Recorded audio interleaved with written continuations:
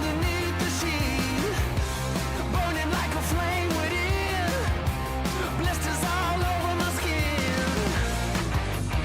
Always a step behind, just like I'm going blind. Ever after on the loose, I will never get to choose.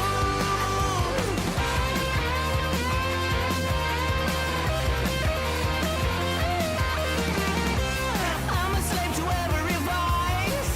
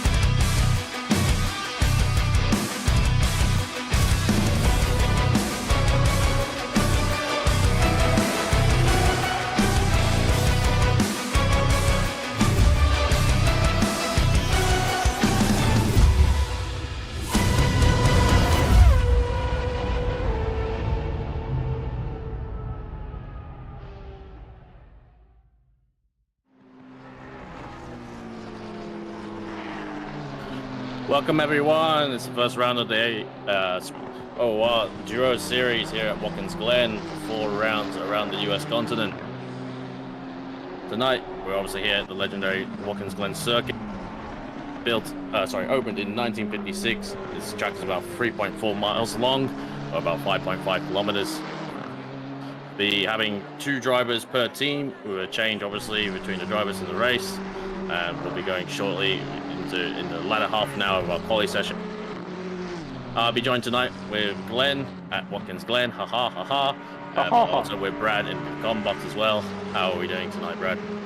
Fantastic, Cam. Really looking forward to this. You know, this is something that's different. I think one of the big things with the whole Duo series, I must say, as we watch the very cool old school livery there of the GTR.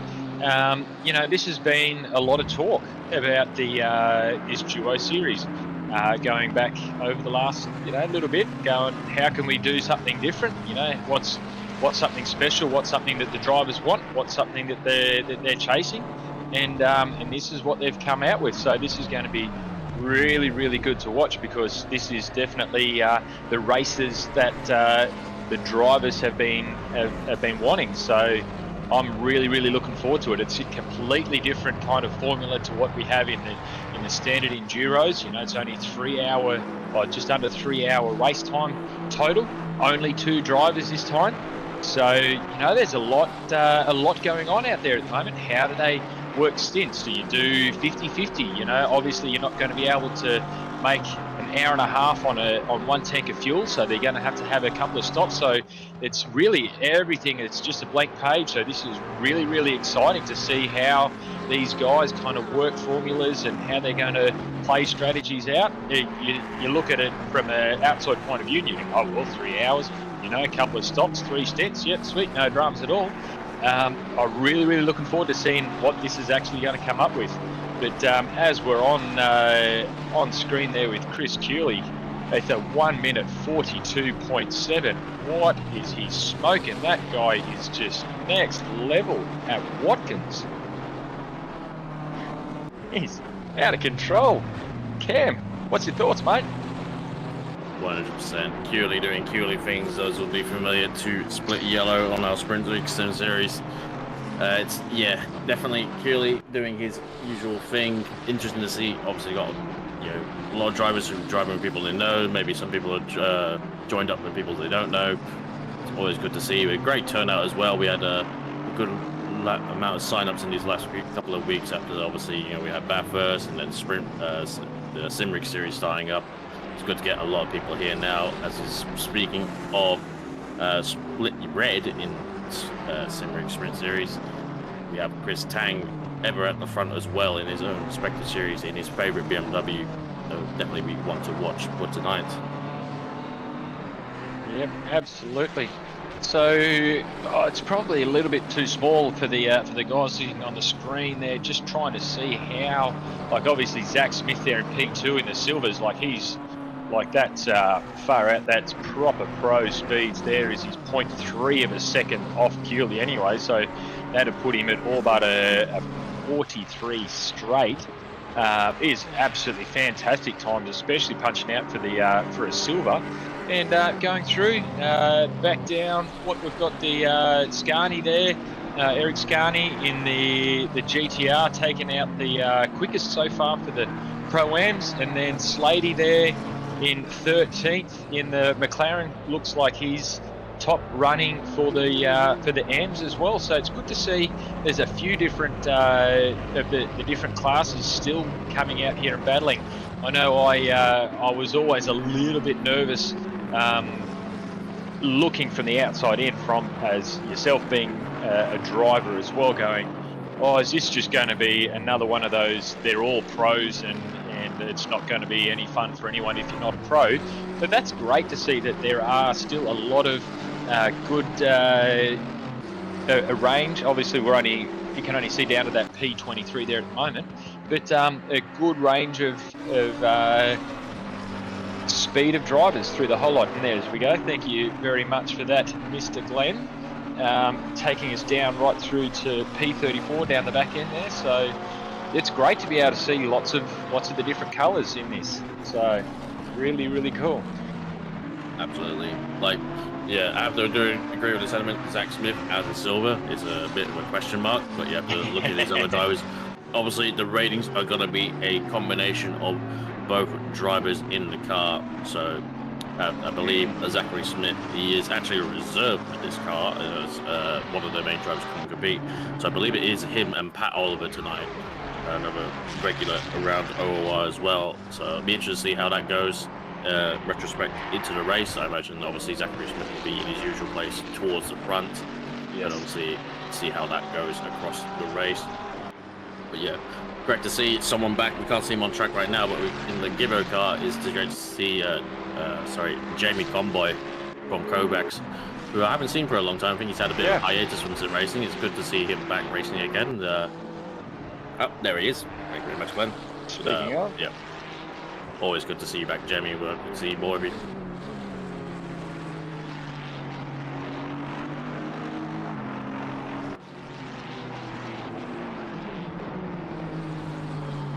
Looks like all is well and sunny here in Watkins Glen. I have to say I'm not too familiar with how this, what the pecking order is like in terms of the cars, what cars are favourable around here. I imagine the McLaren, as ever, will always still be rapid and towards the front. Cooley, I mean, he loves his Aston Martin, but I'm sure that's cars also towards the front as well. Yeah. Oh, yeah, they're in the GTR as well. And it's unusual to see the ABR car in the GTR. ABR on GTR, that's very interesting. And not a too terrible car around here from my knowledge, from what I understand. Very strong in Sector 1, as you can imagine, going up the hill. It's got the torque and the acceleration. Yeah. Obviously not too great in the long, sort of high-speed aero corners that are all too frequent here in the mid part. Yes, if you looking through the top 8 or the top 10, realistically, there's a huge variety coming into there. Like obviously the Aston, Nissan, McLaren, Audi, BMW. So top 5 are all different makes. And then we've got another Aston, McLaren, and then we finally get to the Ferrari in P8, another McLaren, another Ferrari, and then another GTR in P11 currently at the moment. And then we've got the guys, we've got Brad Cook in a Honda as well, taking out P12 at the moment. Obviously, a few of these things there will change. Thanks, as we're seeing him there on screen there in a great-looking Pertec livery. Going quite the mainstream look there, which is quite fascinating to see how well these guys that do actually make a lot of these liveries, what a great job they can do. And obviously, if you wanted to take a snapshot at the side of that, there's no copyright exactly. It's more of a Pertec than a Pertec. So obviously, knowing that there's a certain amount of this that's going to be going live and on the web of, I don't know whether they obviously probably don't have shares in Pertec, the hydraulic company itself, but here we are. And Cook's very consistent with his times there, right on his straight sectors. How he goes through the bus stop chicanes here, as he looks like he's doing very well. He's got a great little setup over the curbs there. He's very settled with the Honda.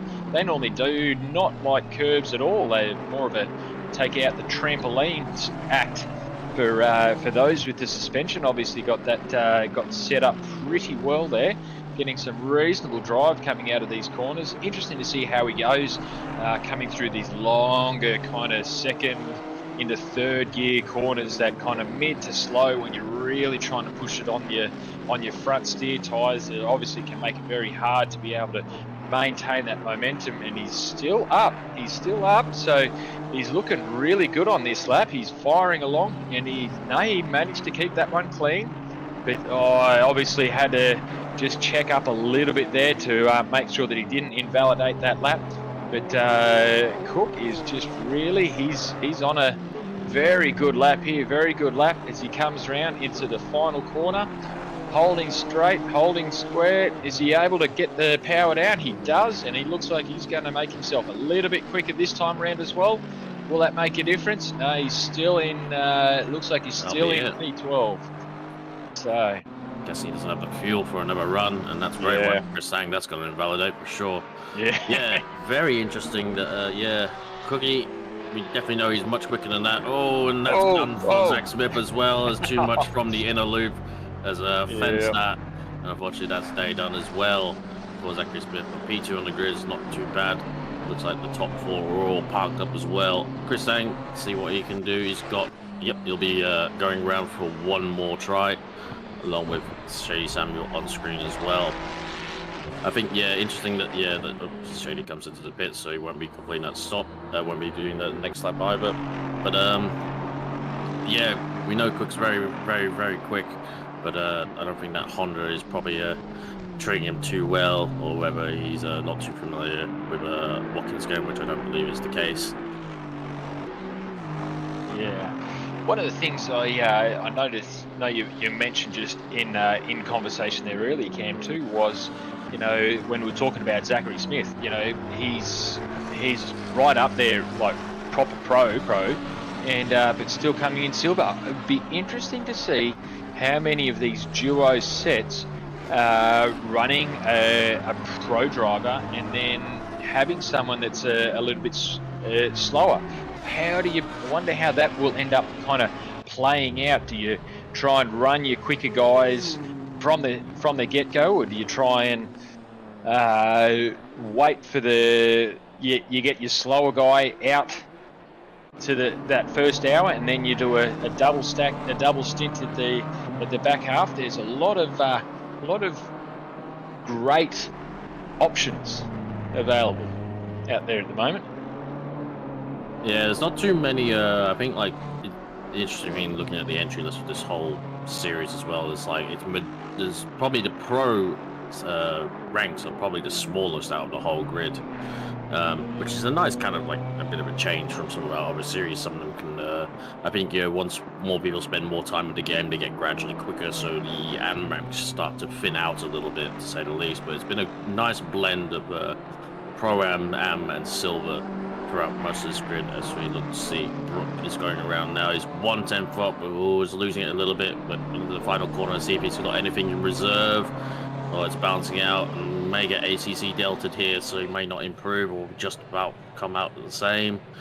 And wasn't sure of his spiritual lap anyway, but it looks like he hasn't moved too much. But that's it for qualifying, and we'll have a look throughout the rest of the grid.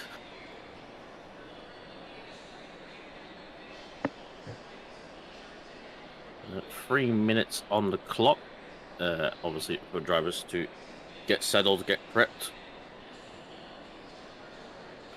And obviously we'll have a 3-hour long race. Maximum driver time can be 60% race distance.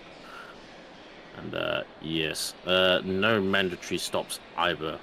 So obviously you won't go the whole race on one driver in one time. Obviously the driver stints restricting you as well. So there will be at least one stop, but there's no mandatory fuel or no mandatory tires required. Thank you to my eyeballs in chat. 2-place grid penalty for Shady Samuel for a qualification block. So he will drop down the grid a little bit for his misdemeanor. Unfortunate, but reap what you sow. And yes, obviously rules to be enforced in qualifying.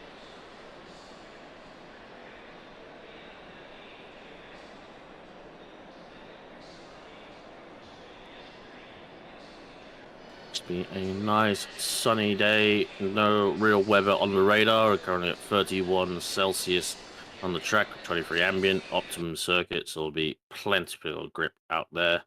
So we look to do our grid run through. So obviously Chris Cooley on pole, followed by Chris Sang as well in the BMW. Pat Oliver will be starting in the GTR for ABR, and Kai Runin in the McLaren. Followed by Mitch Hobbs in the Audi. There's a nice job by him up there. They're both Sneakers in the Mercedes McLaren, which one it is, who cares, frankly. Shady Samuel in the Ferrari, and the Blair of Aston Martin, or Blair Ricciuti and Rochford make up the last of the top 10. Scani tying the GTR, and Drea alongside. Brad Cook in the Pertec Honda, followed by Slade in the McLaren, in the only cams McLaren. Very, very nice. Then Vintner and Gibbo make up the next row. Partington and Lewis in the Lambo, Ferrari, all-Italian row. The first Mercedes and Bartlett, very nice, with Pickford in the McLaren for Kovacs. Bremblecombe in the Pit Viper McLaren, and Brook as well in the BMW. George Cook there in the Ferrari, and I believe that is the Tonkin Lamborghini as well. So in row. We're going off memory here now with Aston Martin and the McLaren.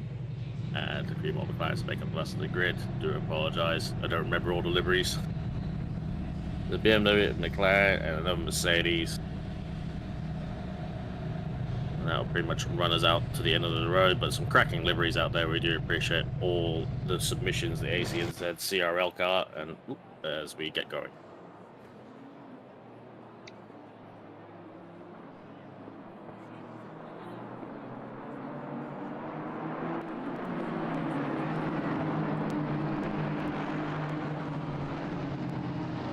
Like a great turn up.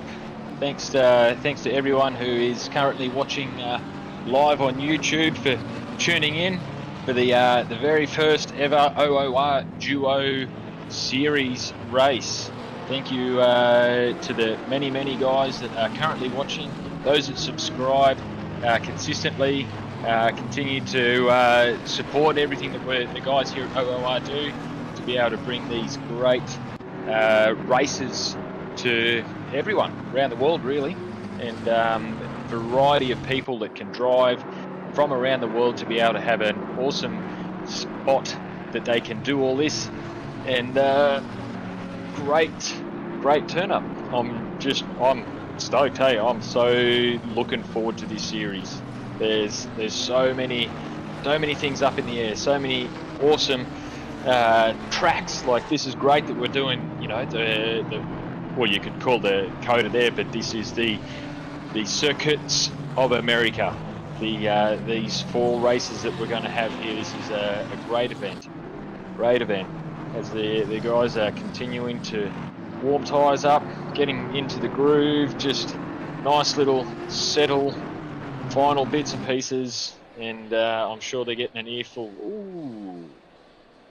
What do we got there? Yeah, we got some people signed from the pit lanes, whether they didn't hit drive at the start. Yeah. Yeah, but yeah, at least they're still in the race.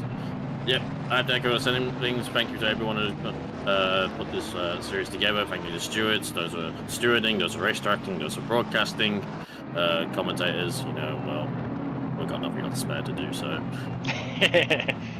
That's but it. anyway, we're awesome. Billy No Mates in the commentators. We couldn't find people to race with. That's the reason. But yeah, great to see the submissions. Honestly, I think we were, you know, there was a little bit of trepidation of whether we were getting enough submissions. So great to see everyone joining in. You want to take it away for the start, Brad? Oh, I'll certainly try my best, Cam. I'll try my best, and we'll see how these guys go, mate. We'll the safety car. Yes, let's hope so.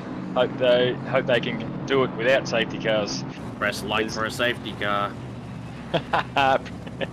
Like. Okay, here we go as they're coming. Set. Speeds are set. The guys are starting to bunch up, get nice and close into their little track positions as we're getting underway. Here we go. Right off the bat, and Cooley, he's going straight into defense mode as he was getting touched there by Pat Oliver, but he manages to hold on, and here we have the Audi. It's also are they going to be able to go single file? It's the only way they're going to be able to do it is Cooley's going to, they've come wide, and no, has Tang's got it. He's got around the outside. What a ballsy move there. I was just going to say, they're slowing right down. Obviously haven't been able to see what happened back there in that first couple of corners. We've missed that, but obviously some death at the S's. The usual happens. Oh dear. I was going to say, obviously a lot of people just hit the like button, mate. Didn't even get through the first 3 or 4 corners. I was going to say it was rough enough and tough enough trying to get too wide, let alone 3 or 4. We'll have to obviously see some repeats there as that comes to us. Hopefully, we'll just see how that goes. Obviously, it's going to be a little bit hard while it's this early on. We do actually have someone still in the pits. Can't quite make out who that is at the moment, which is obviously a very bad start for someone. They've not even been able to limp the car around the track, so very unfortunate for. Oh, let's pull it up. Who do you reckon that is? I can't quite see the number. We've got Greco. 87 Greco there. Unfortunately, obviously was the one who's come out worse for wear there.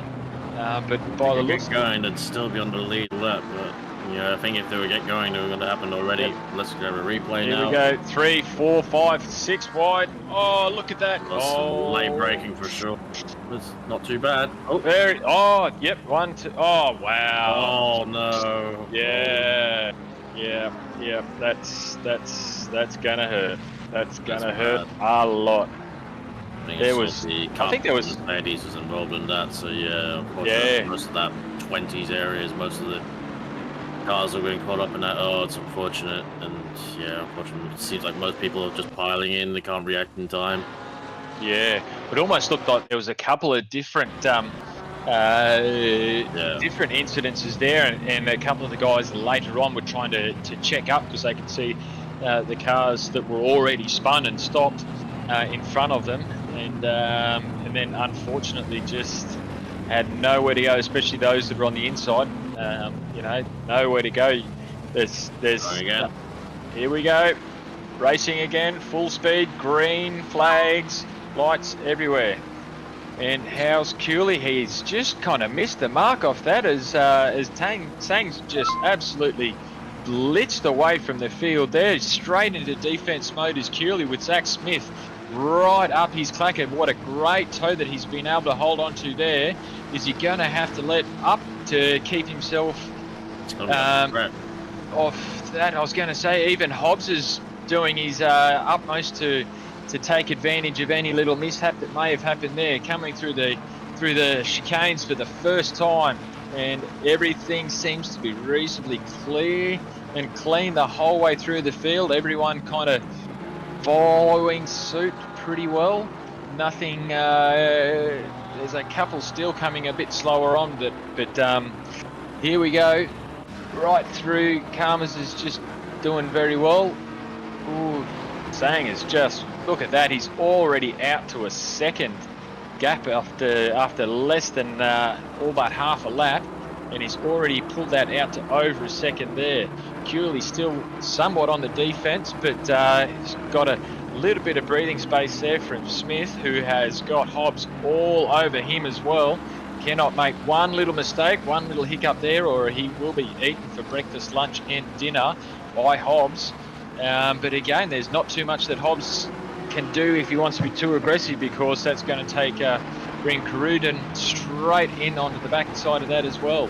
But here we are. Looks like everyone has seemed to be able to make it through the first full green lap without too much of a drama there by look of it. Straight out saying, look at that, straight into a 1:44.8, and that is with very cold tyres. As we've got 676. That was Carpenter's Mercedes. I'm going to say we had a lot of drivers in the pits, but obviously a lot of people were repairing damage from those early incidents. Yes. They're going to come out right into the last place they want to be. And yeah, unfortunately, I think I have to say Zach Smith was probably ruined that he was as close as he was to Cooley in the first couple of corners. It meant because with the GTR, ideally you wanted to slingshot up the hill and wanted to build the speed so you can get them onto the main straight before the bus stop. Unfortunately, when you are too close to a car, you kind of have to lift through those S's, so you don't really get that overspeed, which is all part of like the characteristics of the GTR. But yep, hey, it's what it is, and we'll see if he can hang on to Cooley. I'm sure Cooley will have got fired up and will be chasing down Sang very, very quickly, as we know he can be in the Aston Martin.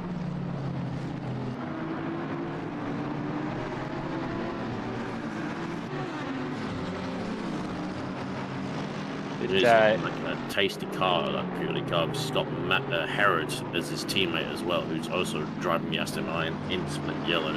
Has been pretty quick as well. It's been turning into a very good package overall in these last few updates for ACC. We'll see how Sang can respond. As he's just reining that in, Curley just in underneath that, underneath the 1 second mark now. Definitely notice over these next couple of laps as the temps come up on the tyres there. Here we go. And how's the response from Curley, as you're just saying there, Cam? Look at that, a 1:44.5 now with the fastest lap. He's definitely not going to want to give up this battle from the get-go. He would be, although he's at least got a straight car and he's right up the pointy end still, I'm sure as heck he will definitely much prefer to see that P1 in his front windscreen rather than the P2 chasing down Sang. But as we know, it's still a long race, and the best thing you can do is have a straight car. So he will just resolve this and hopefully get up enough and put that little bit of pressure on Sang and see how we go. Oh, we've got someone off in the background there just coming in at the bus stop. Stopped on the straight. There's two cars now. There was one. I was going to say, a bit more. I think's happening. Yeah, oh dear, bus stop. The inner loop, I should say. Yeah. Oh no. It is a danger zone. It is a bit like a burnout free crash junction. It's attracts all the wrong types. And we can see a few cars limping a little bit. Elliot Levine in the 512, I believe, racing from the States. Good to see you here as well. Great to see a lot of our NA members, I think, racing in this series as well.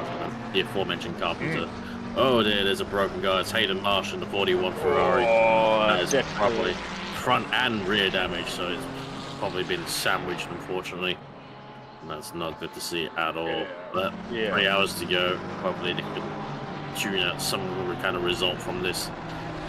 But yes, that is the Cookie car as well. Like there's George Cook in the car, and you can see the tire mark is left, and means that the front left is partially locking up, which means it's extremely damaged to say the least.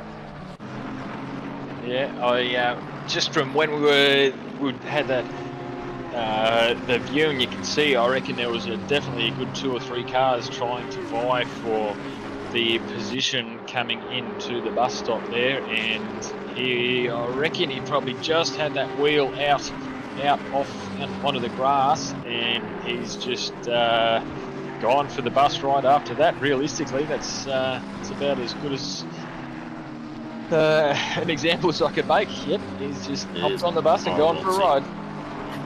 Indeed. It is a kind of a horrible sequence of corners, not gonna lie, the bus stop. Again, it's a challenge. Unfortunately, it is kind of with the long straight, it does present an overtaking opportunity, but it is on pretty much one formation corners, which is why we see so many incidents happen up there. Requires, especially, I think someone put it eloquently, 2 people to pass. I think Peach coined that term. You need both people to participate to make it happen. Coming up to a lap, the Ferrari, I believe. I think that is either Steve Lewis or someone else. But unfortunately, they were caught up in the chaos, and now unfortunately they're going to be seeing blue flags for days, for a while. It's just when the front pack comes through. Yes, and it's very unfortunate that even if you've got pretty well the same pace, here we go. This is the replay of the incident. Oh, someone's there. Wow. That was actually, who was in that pink car, that pinky purpley car? That's just balked both of those. Oh, no. And he just gets clipped. And then, there's the others. As we had 2 or 3 coming into that first part of the chicane and just nowhere to go. Slow down, people. No. Yellow flags, they're there. They're on your hard. There are people ducking out at the last minute, unsighted somewhat. There are people who were avoided, and then some who avoided, some didn't. Those who did avoid then kind of created their own secondary incidents, probably having to evade at really high speed, and then unfortunately got it all wrong as well. Yeah, some not so great driving all around. I'm sure the stewards will be combing through that quite a bit, as there was some. I think there was some blame to apportion somewhat in whole incident before and after it occurred. Yes, that's very unfortunate there for that Ferrari.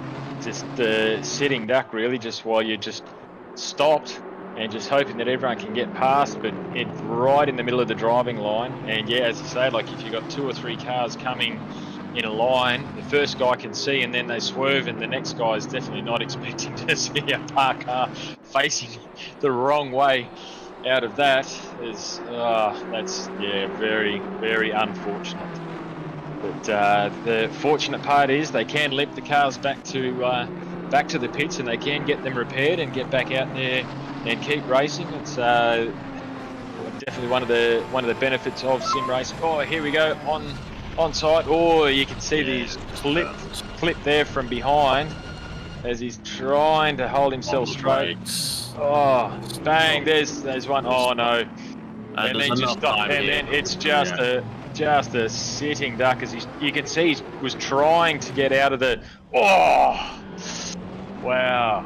Trying to get out of the line there too for the traffic, and then wow. Yeah. I'm not very impressed with some of the driving there, I have to say. I don't want to really bring down the tone of things, but yes, that's pretty, as Neil Compton would say, that's dead set ordinary. Yeah, dead set ordinary. To be able to, Chris Cooley right up there on the scene. I'm not bothering to blame to the car that we were on board with. No. Anyway, we'll move on. The leaders are fighting. Who gives a crap? That's it. Back to where the action is. Very unfortunate for some. I'm sure there will be many, many words in the online chat about that one as well. But here we are. Let's go back into the action centre, and Sang is being just covered like a rash there by Cooley. He is all over him, left, right, and centre, upside and downside. Don't even want to think about. Oh, here we go. Oh, whoa, nothing there to see at all. The other two in front there as well. Yeah, there's no way with that one there that, that's just very unfortunate accident there. Very unfortunate. I'll say Chris Sang's going to be in trouble here. He is punching a big hole in the air for the Aston Martin to slipstream it, and I believe, Cooley is just far enough behind now that he should get a good slingshot, and we'll see how the top speeds of these two cars compare. Chris Sang holds the inside. Oh, he's kind of doesn't know which way he wants to go, left or right, and he's squeezing. That's kind of, might be some, that might attract the ire of the stewards as well, because he didn't know whether we would have gone left or right or anything like that. He wanted to wait until Cooley make the decision for him, and that's not something the stewards like. So, yes, a stout defense from Chris Sang. I have to keep forgetting they're both Chris. Very confusing. The other one. But yes, I think there might be some numbers called out from that one, to say the least. As all it's doing is bringing Zachary Smith back into the fold. Not necessarily got to think the all-out pace, but if he's close enough coming up to that first sector, then he'll definitely have a run, to say the least. But these, have to admit, the Aston Martin and the BMWs are not slow cars as well when it comes to the straight line stuff, particularly at the top end.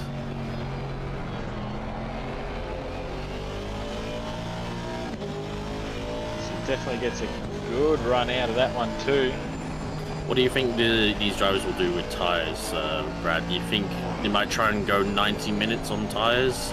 Because I think, obviously, anything more than that, I think even 90 minutes is quite a hard stretch for a lot of drivers. Because they'll have to do at least one change, at the very least, yes. Two changes for drivers, or not, they'll have to do necessarily 2 stops, because the max stint time is only 60%, not 60 minutes. Oh, I got that wrong.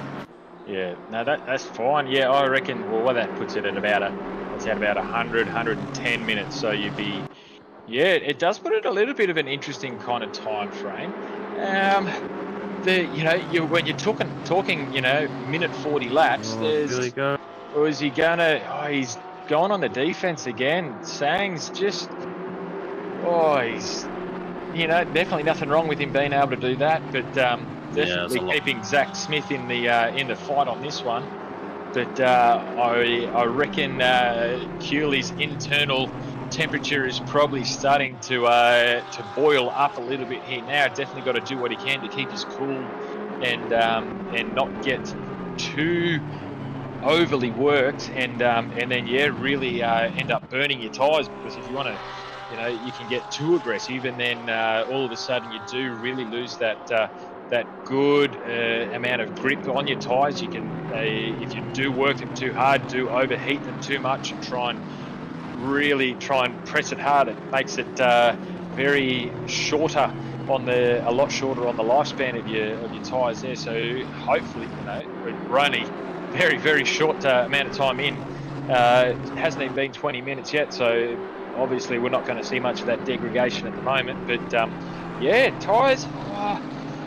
It really is. I think it'll come down to the fuel rate as well, because you can get in there 3 hours. I think you could almost get away with just your 2 sets of tyres if you can be gentle and kind enough with them.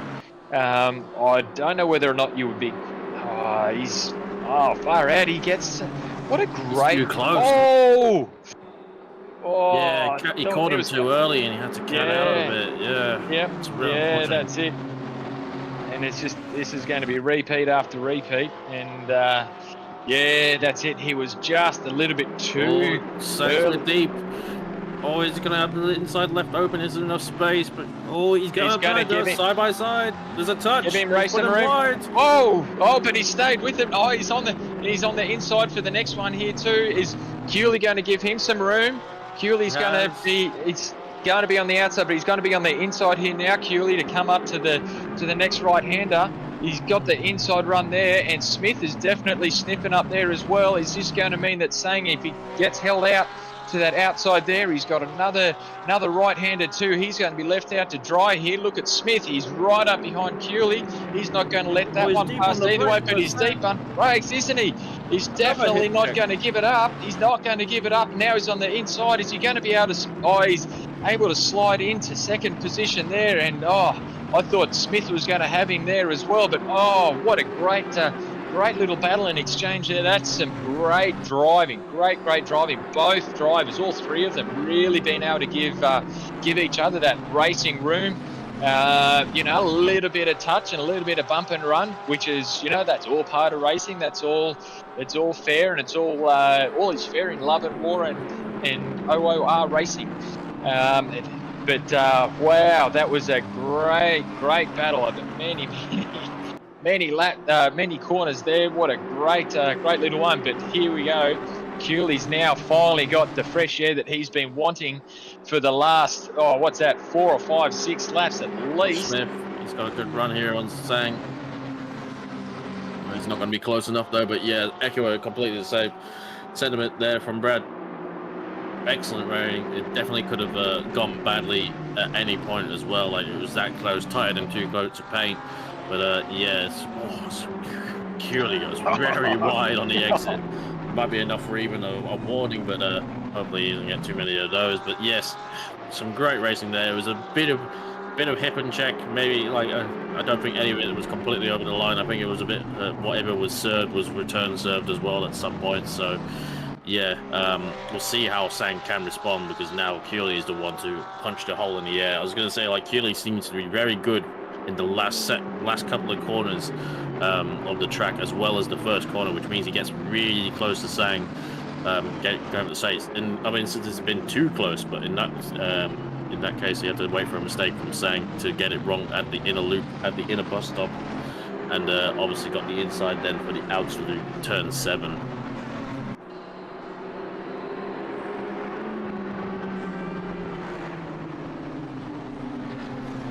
This has really brought the rest of the leading pack back into it. I was going to say, we have, you can see there, P1 to P7 all in one shot still. It's really haven't gotten away that far, especially with the fighting that's been going on with the leaders. Great to see the Audi up there at the front as well, and the Hanson Mitch Hobbs as well. I do have a bit of love for the 4-ring brand, and great to see them up at the front somewhat, as you barely see them on the grid at all these days, sadly. Yes, unfortunately, the last few updates, Sang's going into his default driving up the right-hand side of the back straight there into a little bit of defense mode, because Smith is definitely not going to give him any grace at all. And but yeah, as you say, I think the Audi unfortunately hasn't had. Whoa! Oh, just as well that was on the inside of the corner, and that's going to be a little bit interesting. There's only a few cars, so that should be. Pardon me, that should be able to turn around without too much drama there. But yeah, the Audi, I think, unfortunately hasn't had quite as good a rap in the last few updates compared to a few of the other ones. Obviously, the Aston's definitely looking like it's kind of shining in these last few updates. They've obviously been able to find a few of the more refinements in it at the moment. But it's great to be able to see someone still battling hard with Audi in the top. Well, not only the top 10, but the top 5 as well. Absolutely. I think it's definitely not been a slow car. I think it's just been a very, very peaky car, and it seems to even peakier with every update that comes, as Jean-Pierre Sinicus, he, as we know him, is looking to, wanting to maybe get past, and probably does have the speed, but if I recall, I'm not sure if it's still the case, but the Audi was a missile in the straight line last time I drove it a few seasons ago. I don't think it's as peaky, it's got the top end that it used to have, but it was very quick going up this hill at times. And you can see, like Peach, the McLaren, not a slow car in a straight line by any means, but is definitely not making any inroads into that. As that will be unsettling Smith a little bit, is seeing the car Sang, whether it's actually Smith himself or Sang, is warping a little bit. It's not too great with the connection. So yes, those little things can really put you off as a driver. How far can you brake deep to get close up to the car if it's gonna sort of bungee rope back and forth like that? It's very, very unnerving. Sure is. And just looking that there we've got Curley just starting to come up on a little bit of lap traffic too. Next time round, obviously these is definitely more the proper pace now compared to the guys that are just necessarily limping from a couple of accidents, but making it a little bit hard, but doing very well to be able to get out of the way there in the McLaren. Definitely a tough track to be able to, like there's definitely a few straights around, but makes it a little bit tricky on occasion when you do have a blue flag to be able to keep your momentum as well. Fortunately it's nowhere near as severe as at Bathurst, where once you get up past Mountain Straight, it's pretty well, you've just got to wait until you get back down towards Conrod. At least here there are a lot more opportunities to be able to just kind of run a bit wide and let the main guys through, so that's definitely helpful. As this battle definitely rages on, Smith is definitely not giving a single tyre width of grace at all there to Sang. That's amazingly well balanced, that Skyline. The GTR is looking really, really balanced through that bus stop as well. It was definitely not kind of bouncing and carrying on. They've got that set up really good. As these top three are just starting to pull out a little bit of a gap there from Hobbs and 4, 5 and 6. There's just a little bit of a gap starting to come out now, and as well as Curley out to over 2 seconds going through there. And then it's a little bit more of a gap then down through. Till we get towards that the just outside that top 10 with looks like Scarney's got a little bit of battle on his hands there as well. Scotty also in the other GTR heading up the Pro-Am field, doing a very, very good job. I believe Scani is paired with, he is paired with Mike Crick. Oh, my surprise. The other GTR stablemate, but they are going to be under threat from Convoy now. He's got a very good run out of the exit, looking towards the inside, but at the sides, I'm not far enough. I'm not going to send it from there. Very sensible. But good luck sticking with this GTR as it torps its way up this hill. Is where it is at best, I will say.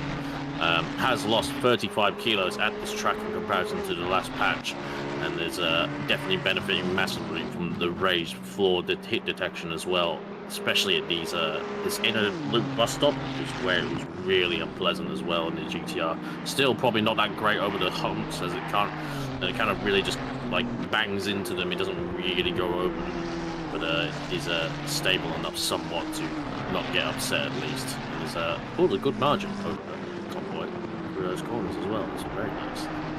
Oh, a bit of a slide though coming into the turn 8. It's very weird, this track. Half the corners are named and half of them they just didn't bother with, weirdly.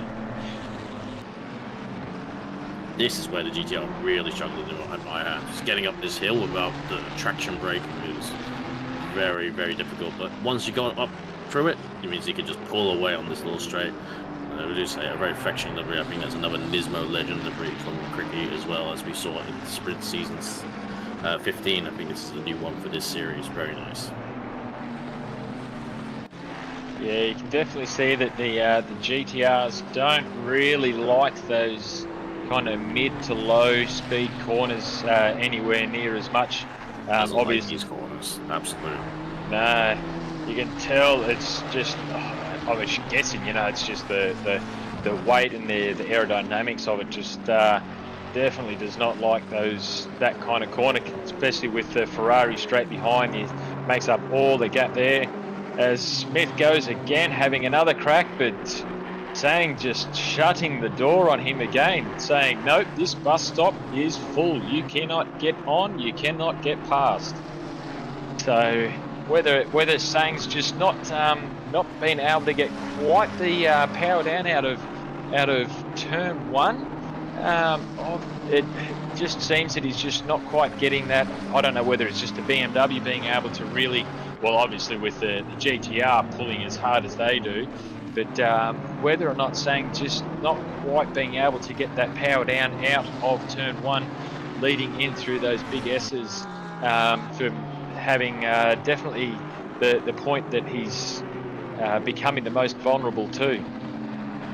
Yeah, I think it is mostly the difference between the two cars, and I think either Sang. I'm surprised that the BMW is struggling so it's quite wide from Hobbsy as well. As it could be giving Sneakers a bit of a chance, but nowhere to go, not far enough. But yeah, I think the GTR is very good up the hill. It gets to its sort of top end quicker than the BMW. I think the BMW's got just enough of straight line speed to bend it off. Just yeah, I think I'm surprised to see Sang, kind of not being able to keep up with Cooley as well, and he's under that much threat from Smith. Be interesting also to see how the GTRs, or for both the GTRs in this field, how their tyres are coping, because they tend to fall off around the halfway mark, half an hour mark, because you do use them a little bit more. You don't really necessarily have the aero of the other cars, so you kind of use the mechanical grip a little bit more to make up your time.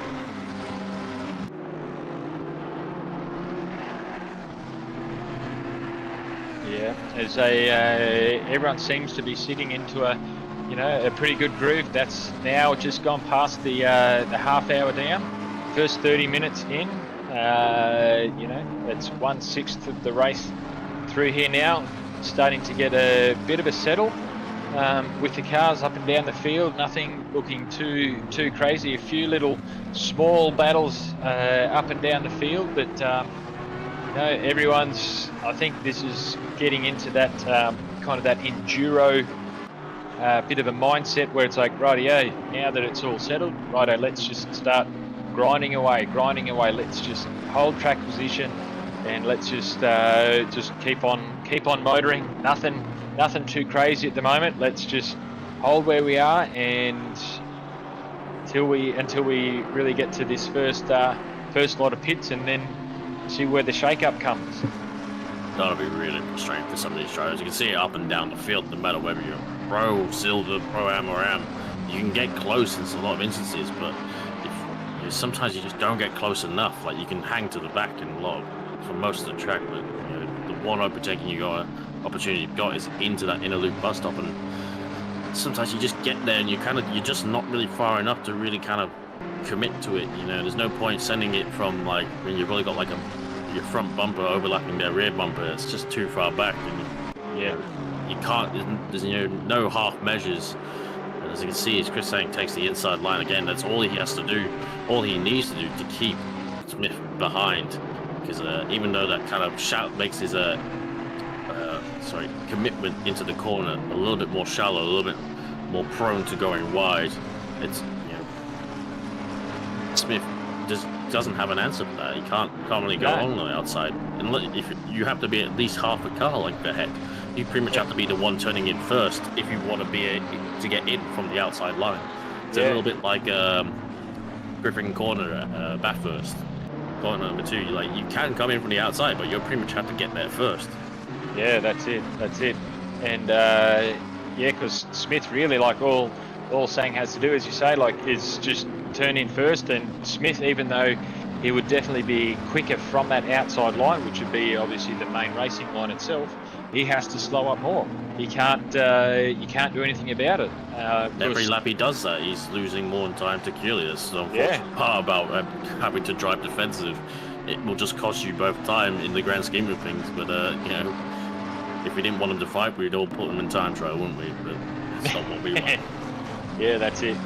But the great part about it is that's 100% pressure. And here he goes. He's gonna. Yes, easy. Fair enough. He is. It looks like he's got him. Zach Smith looks like he outbraked. He did too, yes. I don't think Sang really saw that one coming. It's not that Smith really left that one late. He was definitely was very adamant in knowing that he was making that move, putting that move on, and going straight inside line. Where you go, he's like, I know your move there, Sang. I know what you do, and it's not going to come back on you either, mate. So two can play that game. Oh, it's a slide flare from Chris Sang as well through the outer loop. Great move from Smith, decisive move. He kind of showed the nose early, and Sang didn't defend, but he was late on the brakes. I was going to say, even if he didn't make the pass then and there, he could at least upset Sang's run into up the hill, but got it done right there and there. And interestingly, even though Sang had the draft from the GTR, he wasn't really able to respond. He didn't really get close at all. So maybe that BMW is just running maybe a bit high wing, or whether that's just how the BMW stay at this particular track. Did have in the last patch a power nerf in the 4,700 to 6,000 RPM range, so pretty much an overall power nerf for the BMW. So maybe that's kind of unfortunately hurting a lot of its pace on the straights. But we need to see, can Sang respond? Whether he'll come into pits, definitely not in this case. I think the stewards are very, very clear on what they want to see from the pit entry. You want to see people in that guided line. You don't want people coming in from the racing line into the pits, as that's kind of misleading.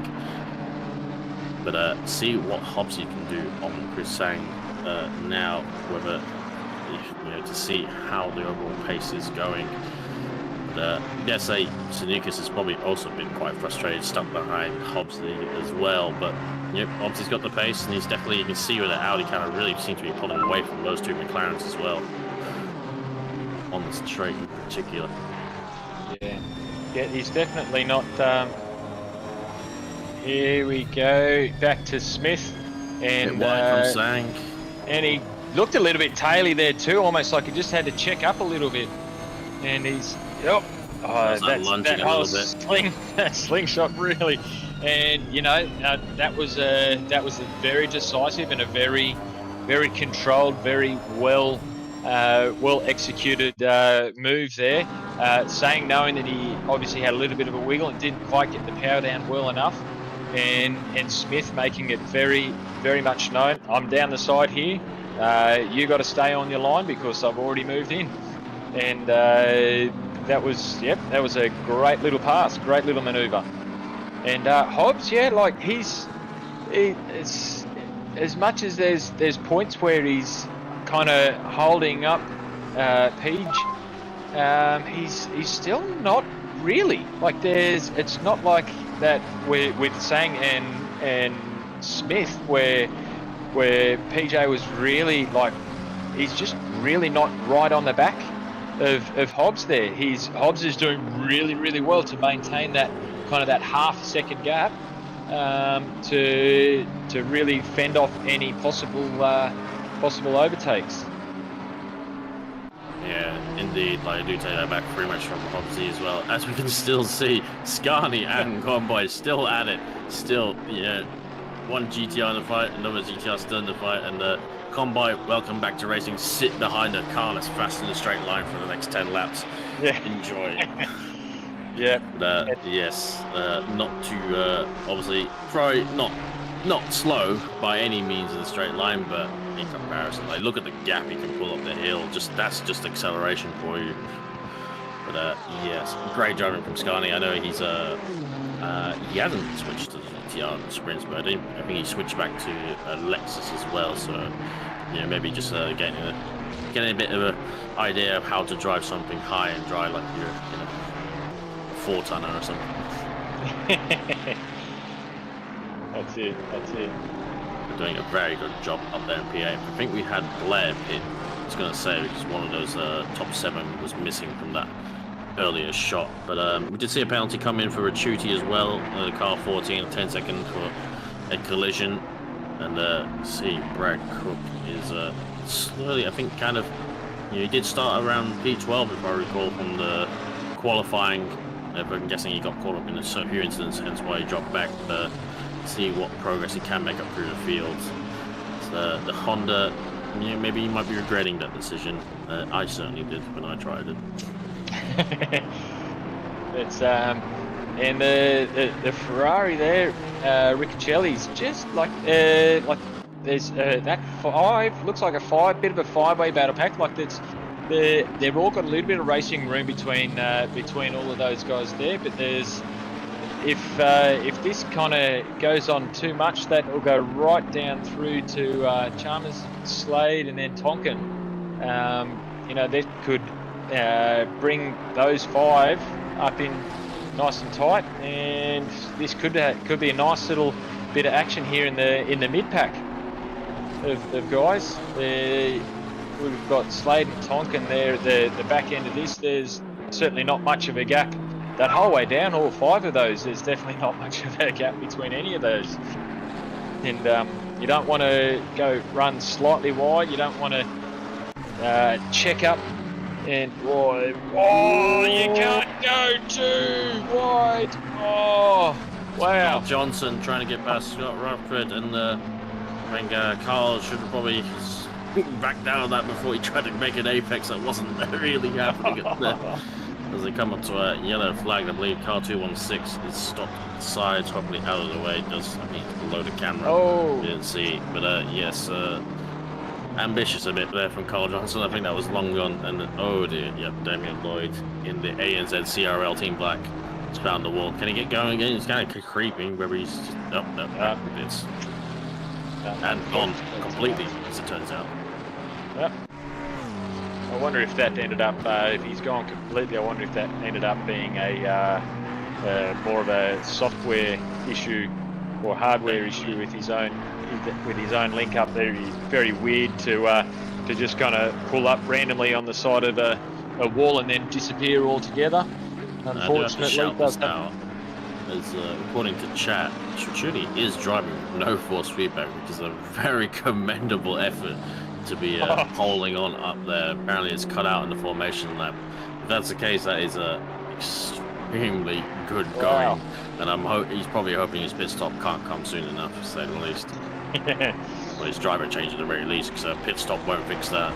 Yeah, that's it. But if it's enough, if it happens to be enough that he's able to go, rightio, I've got an hour to try and turn everything off and replug everything in to see if there's a wire or something that's come out. Fortunately, or hopefully it's that'll be enough. Or that Honda there of Cook, I think he might have almost got a track limits warning for that one. He was well outside that outside ripper strip there as he was trying to power down early enough to really keep that drag and the toe up there behind Smith as well. Another Smith, different Smith. I thought the Honda would be at least, I thought this would be the one place that would be good in a straight line, but it seems like you can't really make much inroads on the Ferrari over. Not like a great exit of turn 1, but really wasn't making too many head roads, and you still would have had a draft as well. So might be a long 4 races for that Honda. I'm not letting the Honda off of anything. I hated it after 1 round. At Kota, it was particularly terrible. So we'll see how those boys do at Kota, whether they reaffirm my prejudices.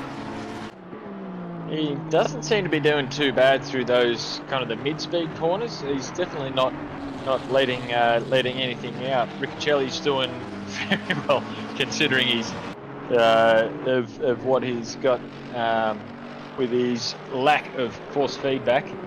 Sorry, Ricciuti. Sorry, not Riccicelli. Oh, look at that!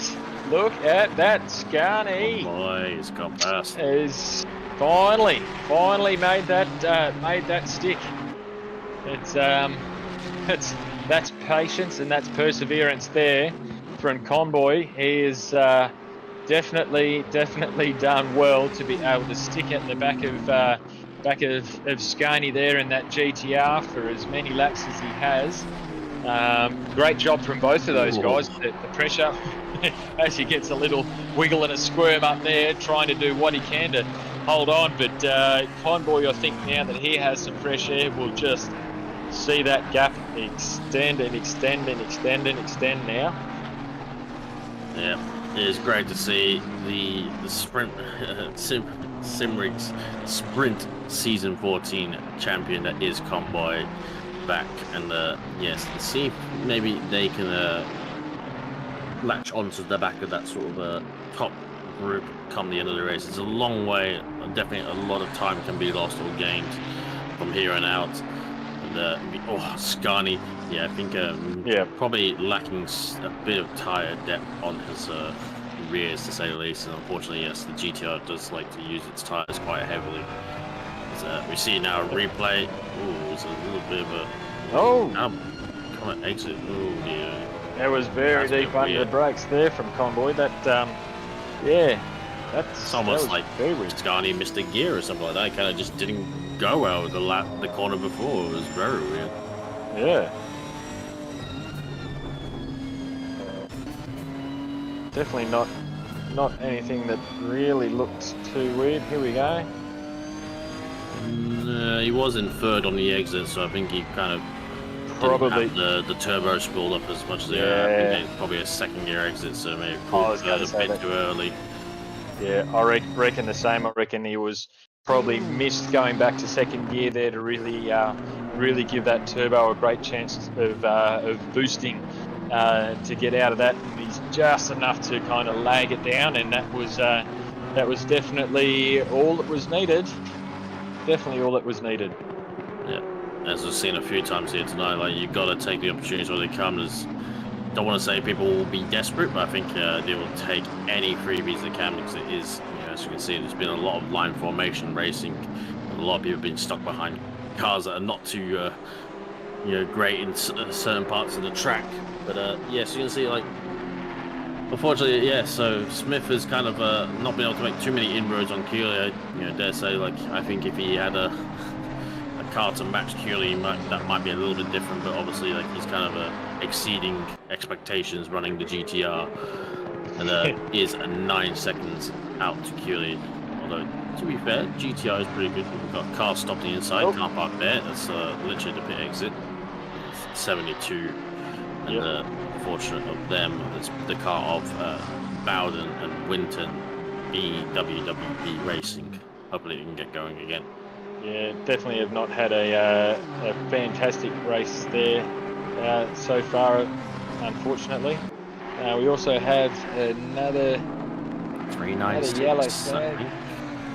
Yep. It's the car of Price, Davis, and Randall. Looks like they've got going again. Good to see. And yep. Dare to say never. Still on for a good result. You're not completely last. So it was getting a little bit tasty up here. A little bit wide from the Audi, from Hobbsy as well. Gonna have sneakers all over him. Interesting colour scheme from sneakers. Brown with a big white stripe around it. It's, bog roll. Reflects what I think of Peach. He's not here to defend himself. Yes, that's it. He can't make any comment just yet. I'm sure. You can rely on Peach to make a comment, whether you wanted it or not. I was going to say, if not, I'm sure somewhere in the chat, someone will certainly fend out for him, anyways, mate. Nah, so not much. He's coming into he's early stop. coming into pits early, very early. That's I wonder if room one wanted. I wonder whether or not he's that's I wonder if he's just kind of gone, you know what? I'm not going to be able to get past. He's talking. He's coming in to typhoon. Yeah, he's look out, mate. You, if you need to get off the comms booth, mate, get your gloves out. I'll just wait here for you, mate, until you get back. Don't worry, it's one of those self-locking doors. As soon as he comes into the comm booth, he's stuck in here. Can't leave. I'll nip out at the same time. Really. Yep. Yeah. But I'm going to be interested to see. So yeah, that's 48 minutes into a stint. Very interesting from I guess they pulled the early plug. I wonder if they will be doing a driver change. Oh, that was wide as well. Oh yes. I believe there's no special so you can obviously, I think a driver change and a pitch 4 tyres change takes the same amount of time and can be done at the same time as well. So if you're changing drivers, you might as well take tyres because you will not lose anything from it, in my understanding. Yeah, I think if you ever take your tyres pretty well, anything else that you do is done within that same amount of time frame.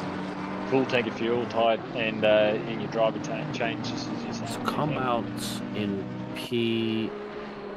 I thought it came out in P12. It's come out quite far down. It's kind of a bit more unexpected, but he is the early stopper, so you know a lot of people haven't stopped. But he does have a decent gap to the car ahead, looking at the track map. So and here we've got Hobbs in as well. And Hobbs does. I've noticed he's got some side damage. There's a few scrapes on the left-hand side of that Audi, so that might be what matters in terms of a position change between here and Sneakers, because you know any damage is going to take at least a second or two. Yeah, well, realistically, if you get too much that even shows on the outsides, you'd be a good 10 to 20 seconds. A lot of times for that. So you know, is it a case of can he battle on with a few love taps, or can he? That is definitely a brand new set of tyres on that car because John's in the car from Jean-Pierre. So yes, definitely a driver change. So guaranteed a tyre change in that. So yes, decisive outlap. John will be pushing, and we'll see where Hobbsy comes out in relative. He's right at the end of the pit lane, so he doesn't have far to go. He's dropped. Needs to be going about now. Oh, he needs to be going. Yeah, he needs to be well going. Nope, he's lost Might that. be more damage. Yeah, there it is. Oh, he's rolling. He's dropped, but he's not moving. Oh, it's a delayed changeover to Connor Hines. There might have been a miscommunication of whether the ignition or the starter was on. But definitely lost out massively, quite substantially. Yeah, there may have been more damage than they expected on that Audi, to say the least. Yeah. Wow, already up to the bus stop. That's a huge gain for Sneakers, but that's really tough for Hine now. That gap's out. How good's your math? Is that 8 plus 2 and then 5? It's 5, 6, 7 seconds now. behind. I'd say 13 seconds. Yeah, that sounds Yeah. about right, guys. Yeah, so that's really hurt those guys in the Audi now. It was probably a second, 2 or 3 seconds from you saw the car drop, and that's when the car was pretty much in the hands of the driver. And I think, as I said, there was a miscommunication because that car didn't fire up straight away. So I think there was a time loss there, but I think the damage they've had to repair, around 10 seconds. Oh, that's a broken Porsche as well. But yes, that's pretty much decided. And they probably would have known that. They probably were expecting it somewhat as well. Interested to see what Kairunen does from here. What was Chris saying? Because obviously they may have their second driver watching, seeing that the Hobbs car is at least out of somewhat immediate danger. But we'll see what pace also John can do, because he has got fresh tyres now, and I can imagine they make a ton of time at this track in particular. Yeah, definitely. This track is so sweaty, Peach says in chat. Maybe it was fatigue days why he boxed. Do you not have the stamina anymore these days, Peach? That's what we're gonna say. Well, yeah, he'll start harassing you soon, mate. Oh, he's been harassing me since day dot. Oh, since day dot. That's it. But while you're talking about that, that's it exactly. Cooley is now in. For some reason, someone else's box. Someone that's very interesting. I don't think you'll be seeing that car, because the cars thankfully now do disappear in the pit lane as you get close to them, so you can see the box. Yeah. So. Just interesting to see why someone else would be in Cooley's box there. I think we've got enough cars that the pit stop tends to wrap around, so yes, yep. It starts from the front again once they get to a certain amount, once they run out of the rest of the spaces. Yes. Should be interesting, because it happens a lot at Suzuka when you get the 100-car grids, for example. So Northside can be very interesting. Yep. At least you don't have to worry about that one at Spa. You've got a full set of pits, and then you go around the corner and you go, oh, hang on, here's another full set of pits. Go again. That is the benefit of having basically the longest pit lane in the grid. In the world, I reckon. It's not so great when you get a drive-through though. That's no. what everyone knows. Yep, that's it. Sino isn't great either, to be fair, because it's got that long extended bit of pit entry, hasn't it? Yeah. Although it's not so... Oh, it is a reasonable amount of that. Not Spa bad. Nah. Fun fact, Brad. What do you think? What's the fastest GT3 lap around here in real life, do you reckon? What car do you reckon it's got? In real life, I should know that, because it was only probably about a week and a half ago that I thought, knowing that the Duo was coming up, I thought, I'll just do a lap myself so that I know kind of what I'm looking at. This was Wikipedia, so it's the citation needed, so it could be completely wrong. Yeah, I might just have to go into ACC myself and do a fast lap and see what it's going to tell me. I think the drivers will be going along. Nah. What car as well? I meant. Kia. Kia. I reckon. I'll give you a hint. It's a car that we're not seeing on track right now. As in, not on track. Are we out of Mercedes, or is it? No. Anyone can figure it out. Well, no, chat's banned because chat will use Google. Yeah, and I'm keeping myself from trying to look at my phone and Google and all that as well. What car isn't driving on racing tonight? The Bentley's not on tonight, is it? There we go. There we go. Really, the Bentley? The old Bentley's taken out the fastest. According to Wikipedia, the fastest GT3 lap here is a 1:44.2 by the Bentley Continental in the hands of Alvaro Parente in 2019. Wow. There you go. Yep. As I said, Wikipedia, so could be completely wrong. But interesting that one. But that was back in 2019, I think. When they had a bit more factory support, let's say, weren't completely sent to the back of the shed. unfortunately. Yes. Nowadays. But as ever, ACC being about 5 seconds quicker, like several seconds quicker than real life is nothing new, is it? Yeah, that's it. When we had having the Bathurst 12 hour, and you see guys pulling out 57s and all of that, and then you get to the real thing, you go, yeah, pretty sure those guys are not going to do a 57. A lot of traffic coming up here for Sang. Yeah, absolutely. No way. Unless you were Goonon in his special GT3 he had the last. Yes. But yes, doing a 56. That's it. Anyway. I was only watching that one today when having to able to put his DRS on his AMG, and it's like, okay, yeah, well that's different. And he hit the wall. That was amazing.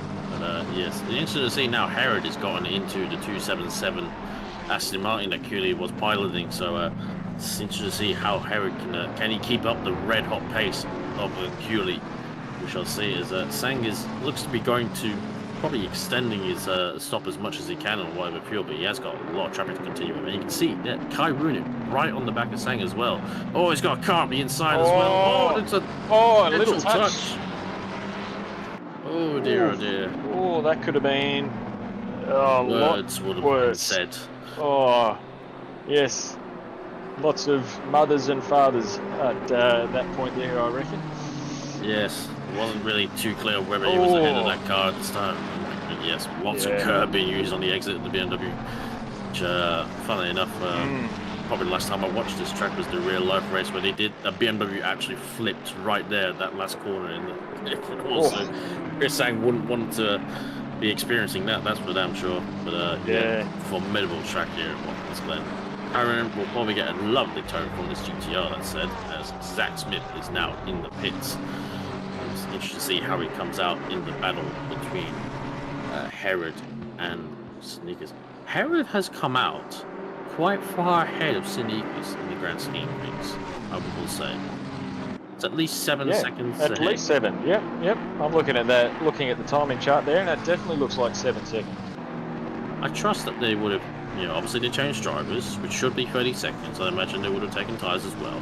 I wonder if Sneakers has just been caught up with traffic, because that was the danger of pitting early, and you would have to contend with all the traffic for position as well. That's the thing. So he wouldn't have been able to, beat blue flagged everything out of the way. As Pat Oliver now jumps into the 818 AVR GTR, and we're interested to see how he can cope up with these very fast boys up front, as Herod is getting way out in the lead, as the lead that Cooley built up and is way ahead. You can see it in the background. Still haven't seen Sneakers or even goodness, there he is. Yeah, he's coming to the shots. So yeah, I think they must have lost time, just stuck behind cars at the early pit stop. Unfortunately, be ruining that a little bit, but a long way to go. Yep.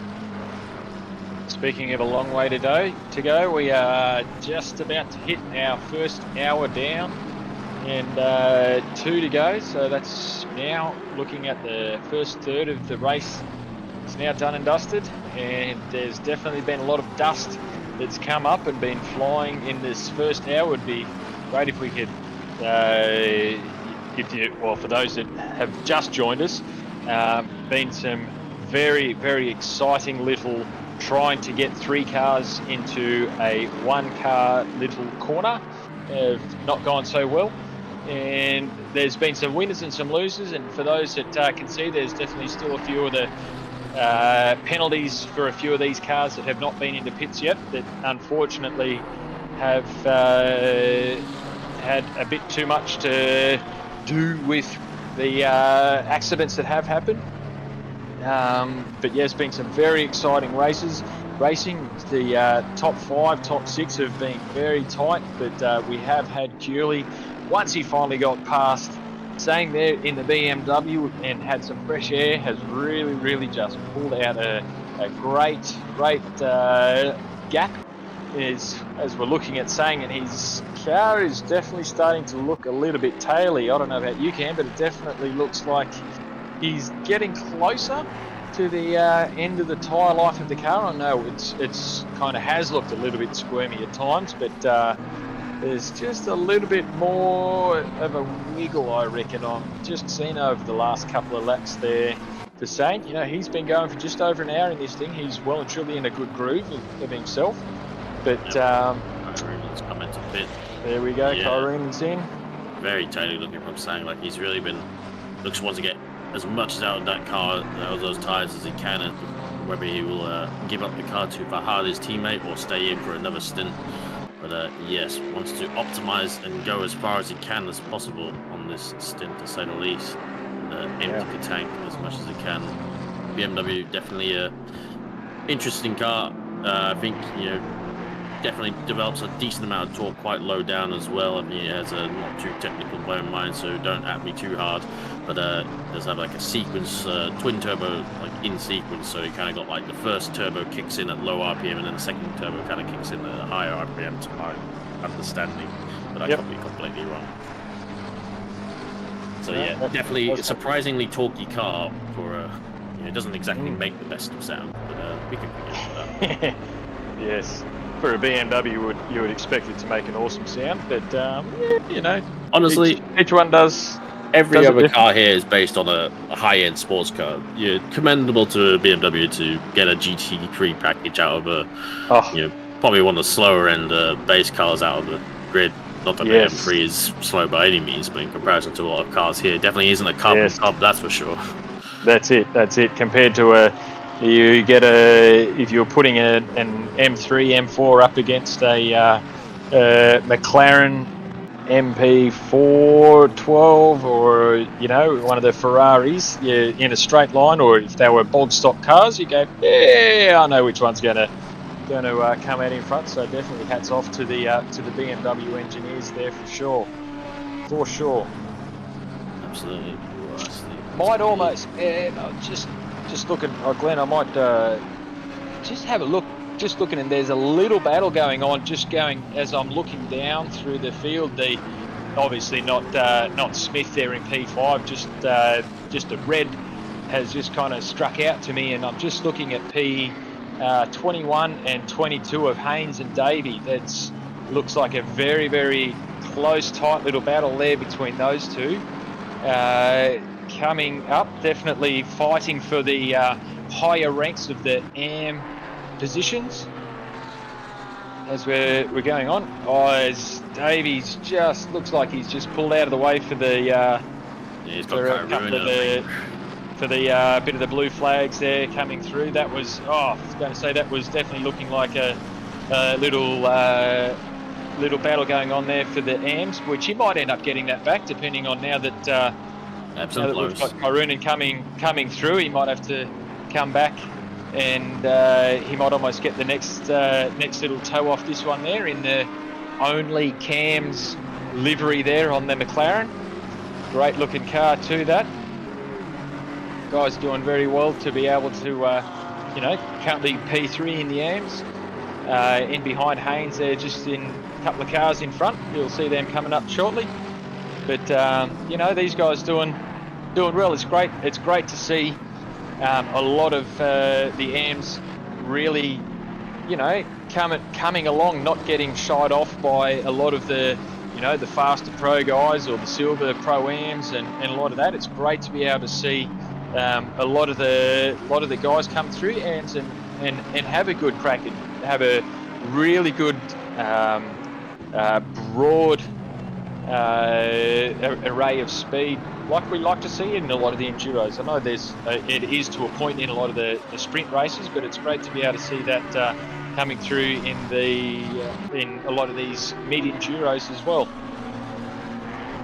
Oh, there's a little bit slidey and loose there for a Maddox. Yeah, very great to see Maddox. I'm used to seeing him in the BMW for split yellow on the Wednesday night. But here in the McLaren, as we've seen many Kovac drivers out there in McLaren. I believe that's one behind him, and obviously we had the Sonica's car up towards the front of the grid as well. But yes, great driving out there as we have seen. So looks like Sang is still yet to hit at this rate, so it's very interesting. We've got D. Yeah. Smith in the 183 Aston Martin, doing very, very well for an AM car. They've been right up there the whole time. Oh, hasn't they? Absolutely. Right. Oh no, sorry. Yes, the 878 is actually the Sang car. I'm completely wrong on that car. That has been a driver change for that car. So Sang has got out and Wong has gotten in. But they have actually dropped behind Sonikas and Pat Oliver. Obviously, they were behind Pat Oliver, behind the ABR car to begin with. So, there was a lot of traffic that they had to deal with. I remember on those last few laps that we were watching them. Yeah. Going around, so, and obviously, you know, people on fresher tires doing the undercut. Not surprising that they've dropped a little bit, but I think they haven't dropped out of the fight, that's for damn sure. Yeah, I think those last probably 2 or 3 laps, without going back through and seeing their timing charts, I think it definitely kind of hurt them a bit now in that 878 car. As you know, as we can see, going from P3 dropping down now to P6 has definitely made it a little bit harder. You know, still a long way to go, just under 2 hours, but battle is on, and it's still just a matter of grinding away. To another set of cars that changed drivers. Samuel, other Samuel has now gone in the car. Ramez Samuel, not Shady Samuel, and Scanlon has also gone into the 179 Aston Martin behind him. And interesting to see how these two play out. I think the Aston is looking like a bit more of the stronger package, but Gibbo is there right behind as well in the 599 Ferrari. So interesting to see what they can do. They've obviously been on a sort of a bit more of a recovery drive from maybe a bit lower starting position in the 599 Ferrari, but definitely got the pace to threaten this top 10. It sure does, and there's definitely not for lack of pace, trying to keep out of all the left, right, backwards cars, and keep your car nice and straight and true.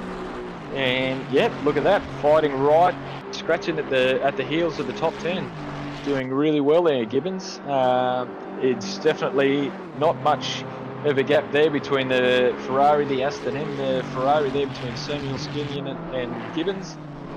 It's a great little package. Trying to see what's that look like between those.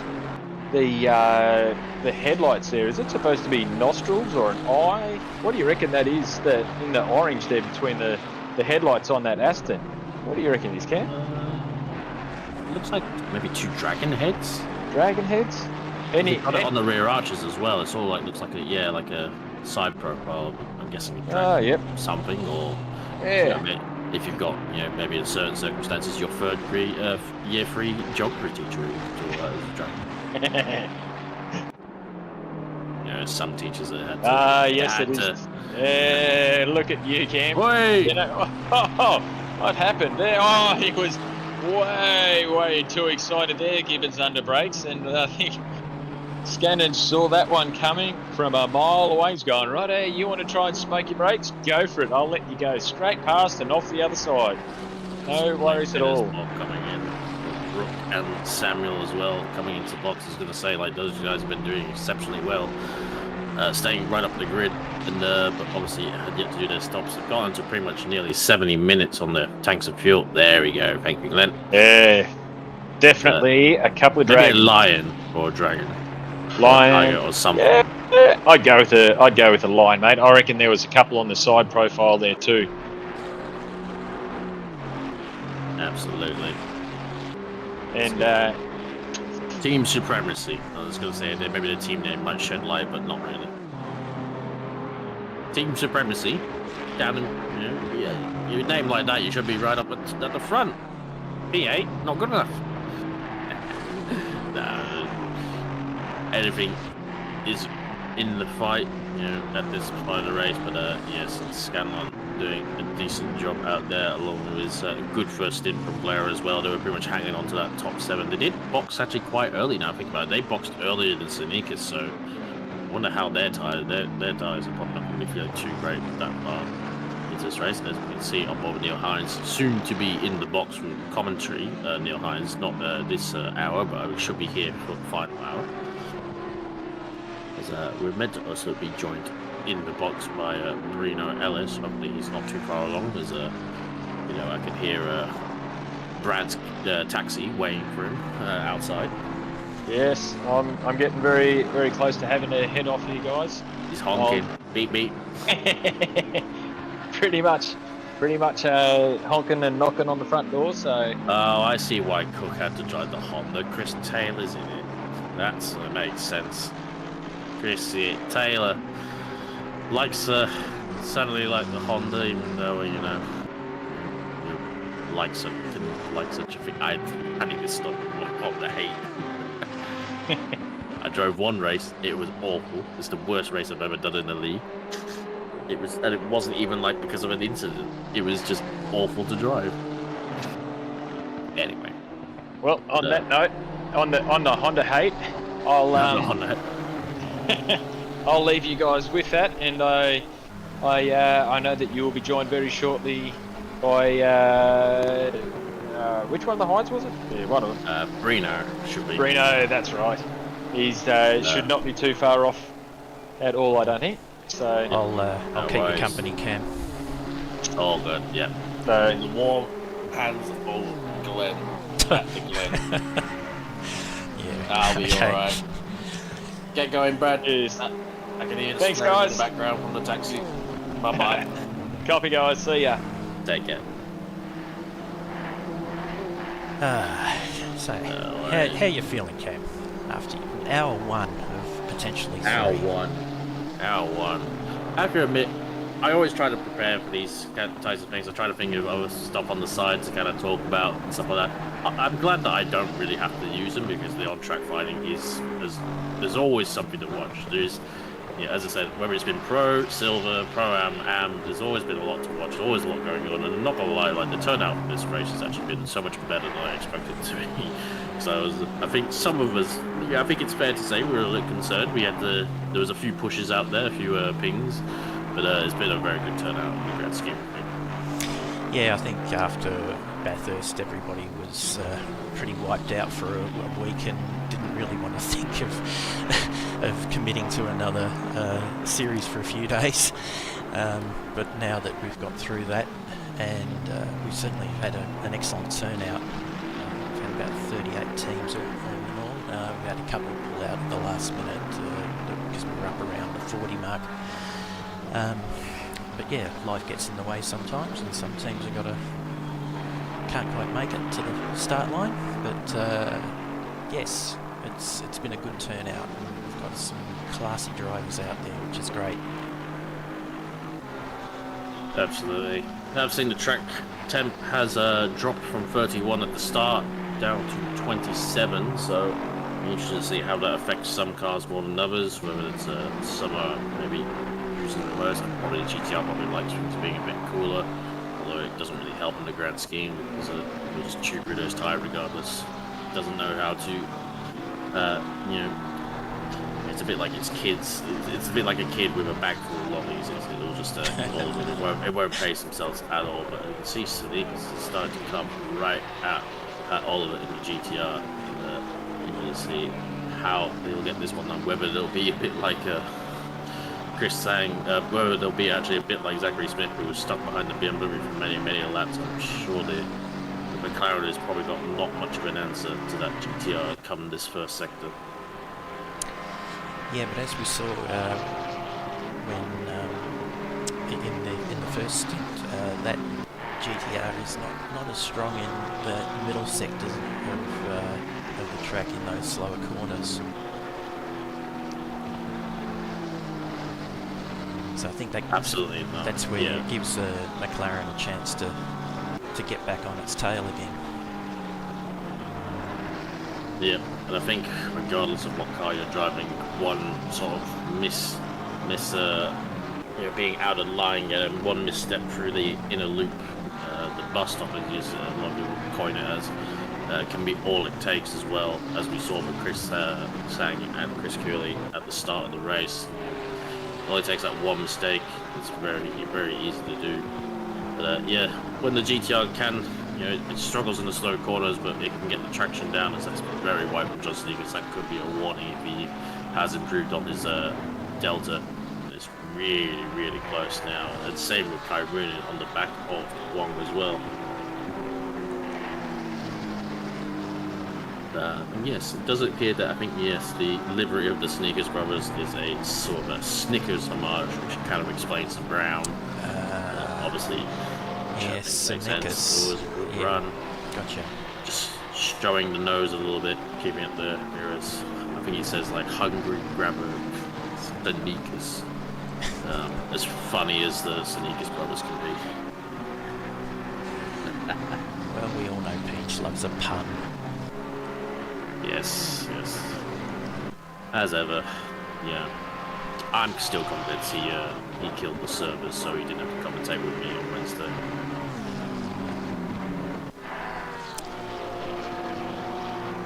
It's going well. Big gap they've lost out though to Pat Oliver. Where's our leader gone? Where's 277? He's 13 seconds up the track. Not on the timing board. No. Oh. Oh no. Leader. 277, the ding dong car. It should be Herod. Where have they gone? Are they in the server? Oh no, as the tragedy happened.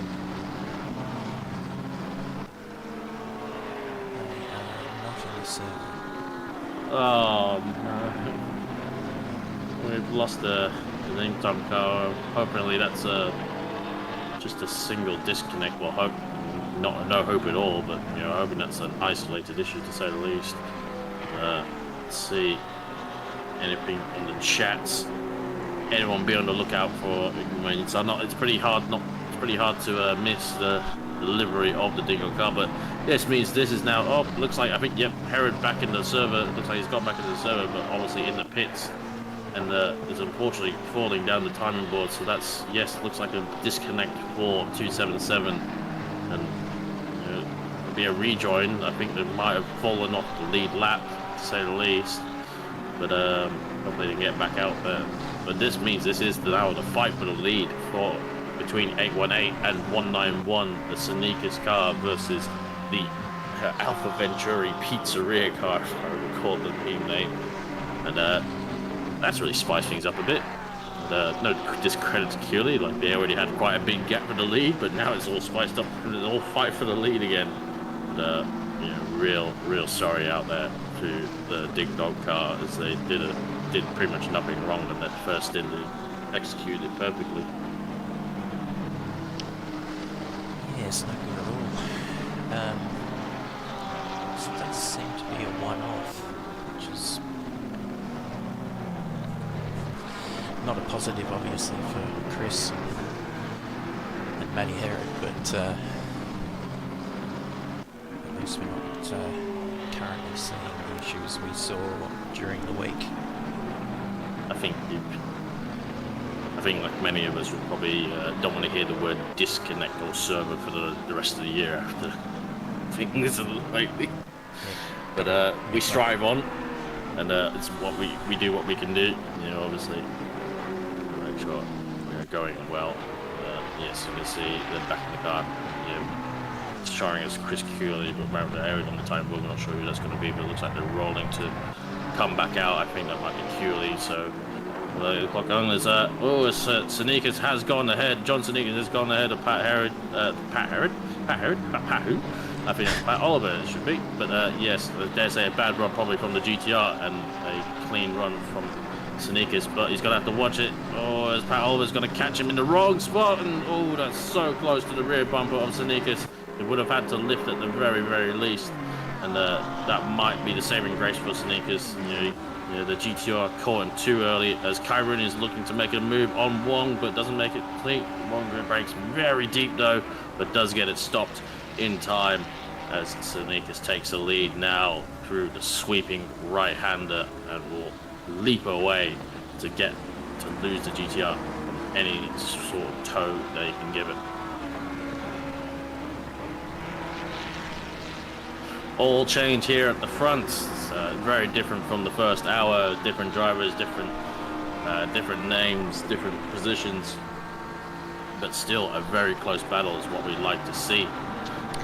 Sneakers now takes the lead. The Sneakers brothers of John now take the lead over Oliver.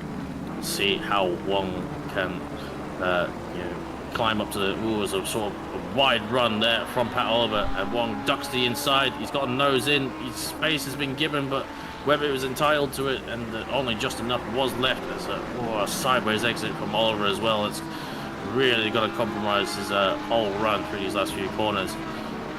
Traditionally not great corners here for the GTR, and we'll see what kind of exit he can get onto this start finish straight. Decent enough, and gonna keep Wong at bay. But we're coming up to the last corner as Kyrune has got a run, but it's just not close enough, just not there in time to make those kind of moves, and doesn't want to overcommit and rue any mistakes. And see what kind of draft now can the BMW get in the slipstream of the GTR. Definitely punching a wide hole, but also pulling a decent amount of acceleration.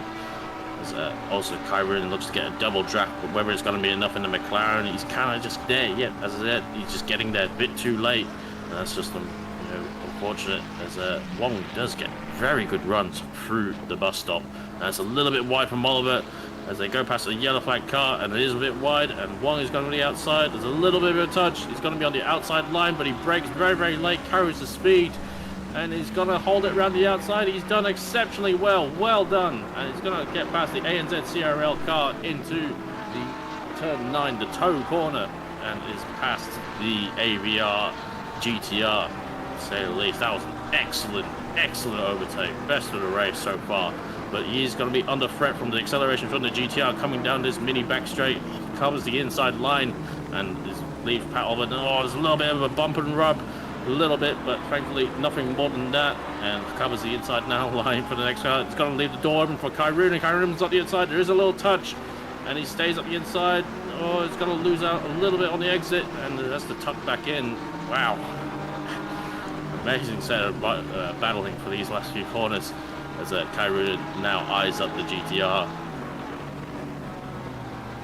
Yeah, I've just been looking, as you've been doing a great job of commentating that run there for the overtake, which we're about to go to a replay of here, which was Sneakers on Oliver, and we'll just get that playing. Yep. You watch Pat's come through the final corner there, and has got a bit sideways, got a bit of a wobble. Oh, that's a and big that's wobble. opened the door there for John to get up on the inside. Yeah, like GTR doesn't like that corner at all. It's very easy to kind of just get that rear sliding. He did a good job to catch it, but yeah, that's all the invitation John needed. As we go back to live pictures, Kyrune still didn't get a good enough run down the top finish straight. Still gets these good, decent exits, and he's got to be so frustrated. He's going around the outside, but I think Pat Oliver will just kind of just run wide a little bit, and this is all bringing Connor Hind in the Audi, in the number 171 car into this fight as well. As the GTR is fast where it needs to, in most places on these like little sort of short little straights that are decked around this entire circuit. But Kyrune, he needs to get this job done relatively soon, because the longer you stay behind the car, the more that he can learn a bit more about how you attack and what he needs to do to defend. So he needs to catch Pat Oliver right now off guard. Oh, it gets so close to contact, and it's going to be really close, but unfortunately doesn't really get the good exit. As speaking of which, Connor Hind might actually get a decent exit as well, but may not be close enough into this first corner unless he brakes exceptionally late, which he doesn't, and tucks back into the front line. But not a great run either, Kyrune through the turn 1, and is I think going to be more under threat from Connor Hind than he is going to be attacking Pat Oliver for sure. But he's going to have the draft from the GTR somewhat. and the Audi may not have enough top end in it. It's getting closer and closer. He's not defended the inside, but he does back out of it. He doesn't want to kind of go for a half-measured move. It's a very mature strategy from Connor Hind there. And a bit wide from Pat Oliver again. It's just giving it's just teasing Kai Runen ever so much, and it just not enough of a mistake to let Kai Runen through. But it's going to be seen. Wong and Zanikas disappear up the road. Already a 2-second gap now to Wong from the ABR GTR, and going to be frustrating as hell for Ali. You just got to keep cool and just got to kind of almost invite Alba to make the mistake that will make the move like so, and it's gone exceptionally wide. He's caught the move, but he's going to loop out to both positions, and he's speaking of it, the commentary curse as ever on point. But there's the mistake from Pat Oliver as Ali and Connor Hind go through into P3 and P4, chasing down the leaders. Yeah, just wondering, those tyres seem to have gone on quite quickly on Pat, so I'm just wondering if they did get changed in the last pit stop. Just a thought. I think, yes, I think it is a tribute to how well I think Zachary Smith was driving that car. It can be very, very loose, especially at these tracks. And I think with a lot of cars, especially sort of the ones with not so great TC, they tend to run them very, very low. I think I've been driving mostly 1 or 2 on the GTR, and dare say I'm not even one. Dare say I'm very far away from pro class. But yes, I think Pat's probably had a few ragged laps, and to be honest, you can't really get back into your groove when you're constantly on attack. And I think it's just those mistakes can just be they're so easy to do when you've just constantly got people kind of looking here, there, and everywhere on your radar. Like, you can't really focus on your own driving at all. And I think that's a factor in the state. I think no discredit to Oliver as well. I think he's up against some very, very quick drivers as well. No abundance of talent, dare say, up and down this field, that may have been a little bit outmatched here by the quality of the drivers at the very, very front.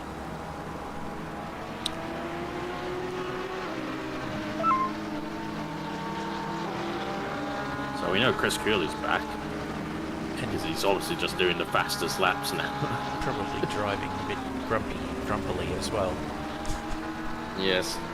He is thankfully still on the timing tower. He's still within 23 positions of first, so he's still there, as you can see, with the purple tag for the fastest lap. And I would, if they have no more issues, I wouldn't be surprised to see that car back in the top 10 by the end of this race, if they have no issues, because they'll have fresh tires now. They'll go to the end of the race. Probably need to do another stop, because I don't think they obviously won't get. They've been in for at least 10 minutes now, and they obviously won't go 100 minutes on the one set of tires and fuel. So I think they're not in terrible standing. They've definitely got the pace to make top 10 if they have no more dramas. That's it. Keep our fingers crossed for them.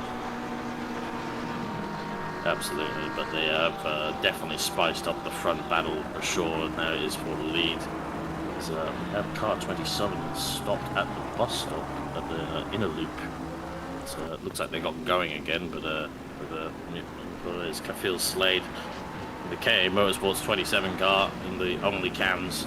They've had maybe a spin, maybe an assistance. Can't see a flappy bonnet or anything like that breaking up the lines of that paint job. And hopefully, they still have a straight car, and hopefully no tough flat spots to go with. But that's Chris Cooley. We know you're back, Cooley. We know you're back. You don't worry. We're well aware. But as ever, I spoke too soon. That McLaren is very broken in front. Yes, Cooley doing the 43s, as is casually. He'll obviously have a fresh set of tyres and a full tank, having jumped back in the server. So, at least he can go and dominate the fastest lap. As that said, the track temps have come down a bit since the start of the race, so that's only going to make things a little bit quicker, to say the least.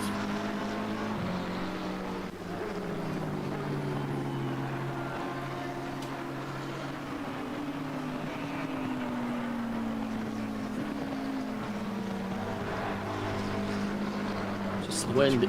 Sorry, go ahead. So I was just going to say the wind is picked up to 5 kilometers now, so it might be a little bit of what direction it is in. Who knows, frankly, with this game. It needs to be relative to the track map rather than whatever it is relative to currently, because it seems to change no matter what camera angle we're at present. So who knows? Depends on how you're looking at the car. I think it is. Like, I don't know. It could be. It says west currently. On the nose it's going a of the bit car. north. Yes. Oh, there we go. Good. Yeah, I think it's relative to the cars, whoever we're watching's position, but then we're not watching it from the car's position, so it's really confusing. Kunis and UI things, masters of UI, but we'll leave that rant for another day. A few early boxes for their second stint, just passing the halfway mark of this race. 183 was a nice scan on the car. I was going to say, this car boxed very early in the race. And dare say, that won't be going to the very end on the 1 hour and 28 minutes to go. Dylan Smith and Damiano Fercolini on the pits. Great to see a Porsche here as well. There's not too many up the front, but Porsche would be quite good here, but not too many in the Pro class to really reflect that. Well, we do have Babby, but I think they've been in the wars. Yes, he was a victim of that spinning car stopped in the middle of the track just before the bus stop. Yeah, it's no good, to say the least. It does look like they've repaired the damage, so just out to have a good time, I would think. He's enjoying driving that Porsche. Yes, it'll be very interesting. I know it's not as quick as the old Porsche, but surely it should go well around Laguna Seca, which is the last round of this series. So I believe this is going to be a fortnightly series. Sorry, not fortnightly. Well, at least 3 weeks till the next race. But so yes, not every week, not every 2 weeks. Or check your calendars. The 16th of March will be the next race at Indianapolis, and followed by Kota, and then Laguna Seca to round up the rest of this season. Unless we get a surprise another American race after the race, maybe we can extend it if that happens. Who God knows? But I don't think we'll be getting any other tracks other than the big green one for next, which will set fire to many servers, I can imagine, as you can probably contribute. It does sound like that's the only one we'll be getting, but yes, I can't imagine the burden on a server must be for that thing. Sure, I don't know that it's any greater or less. Yeah, I suppose it's all that really matters, the amount of people connected to it for the server side. It's more so how well your computer performs, because I know some tracks like I've upgraded my PC recently, so I don't really notice it too much, but I remember like Bathurst and Spa were quite a bit more intensive on the computer than other tracks, I will say, especially when you get to those sort of sunset, sunrise, and get all the sun rays through the trees. Yeah, since I've upgraded, it's been playing Saints really. These top two are keeping the gap quite stable at the moment. Long's keeping Sneakers within eye shot. Yep, I'm not too familiar with one. It's obviously probably someone around Chris Sang's probably inner circle. They're definitely not exactly going to be burdening that car in terms of the balance between the drivers, because he's doing an exceptional job right up there. Obviously, we're both familiar with both Sneakers brothers. and both are very quick in their own respective rides. And That's a that's decision. late. I'm not sure what the stewards might, or the race director might have to say something about whether they're kind of enforcing the line cutting rule. But that did seem quite late, to say the least. It's in. Too Absolutely. late. I recall, I think last time I raced here in the sprint series, I think you had to stay within that line. I think you might get in trouble for it, but yep, that was then. This is now. So we'll see what happens. Interesting call, because Peach went for, what, 50 minutes? I think he was one of the Yeah. early stoppers. Yeah, one of the earlier ones, yes. And we're now 36 into our race. I can still hear that car running. Am I hearing that right? I feel like it only just turned off. That could be, that might be great seeing you. No comment. Oh, it's gone. What? Is it gone? Oh no, you just changed cameras.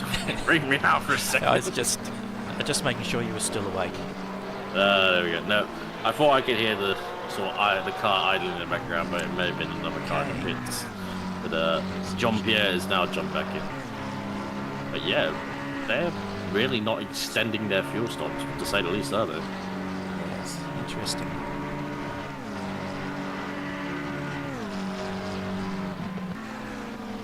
So we don't know what tyre strategies the teams are utilising.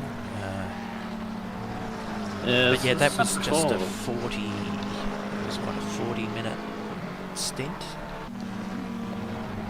And, Yeah, maybe just over it, yeah. Maximum driver time is 68 minutes. Sorry, not 108 minutes. Gave everybody a heart attack then. 108 minutes is 60% of the race. So that is that's the maximum time that a single driver can spend in the car. So the other driver's got to do the remaining 72. Yeah, they're really, they're calling their stops pretty early. And in contrast to that, the car that pretty much stayed out as late as it probably could do on fuel was the 878 of Wong and Sang. So just to see how that goes, because you have to think they're not there. The sneakers car's gonna have to box again, the same with the guys. So I wonder if it's just like they want to run their tires a bit longer at the end, in theory, or I'm not really sure what the thinking is behind it, to say the least. I could not. I'm stumped. Anyone in the chat can figure it out.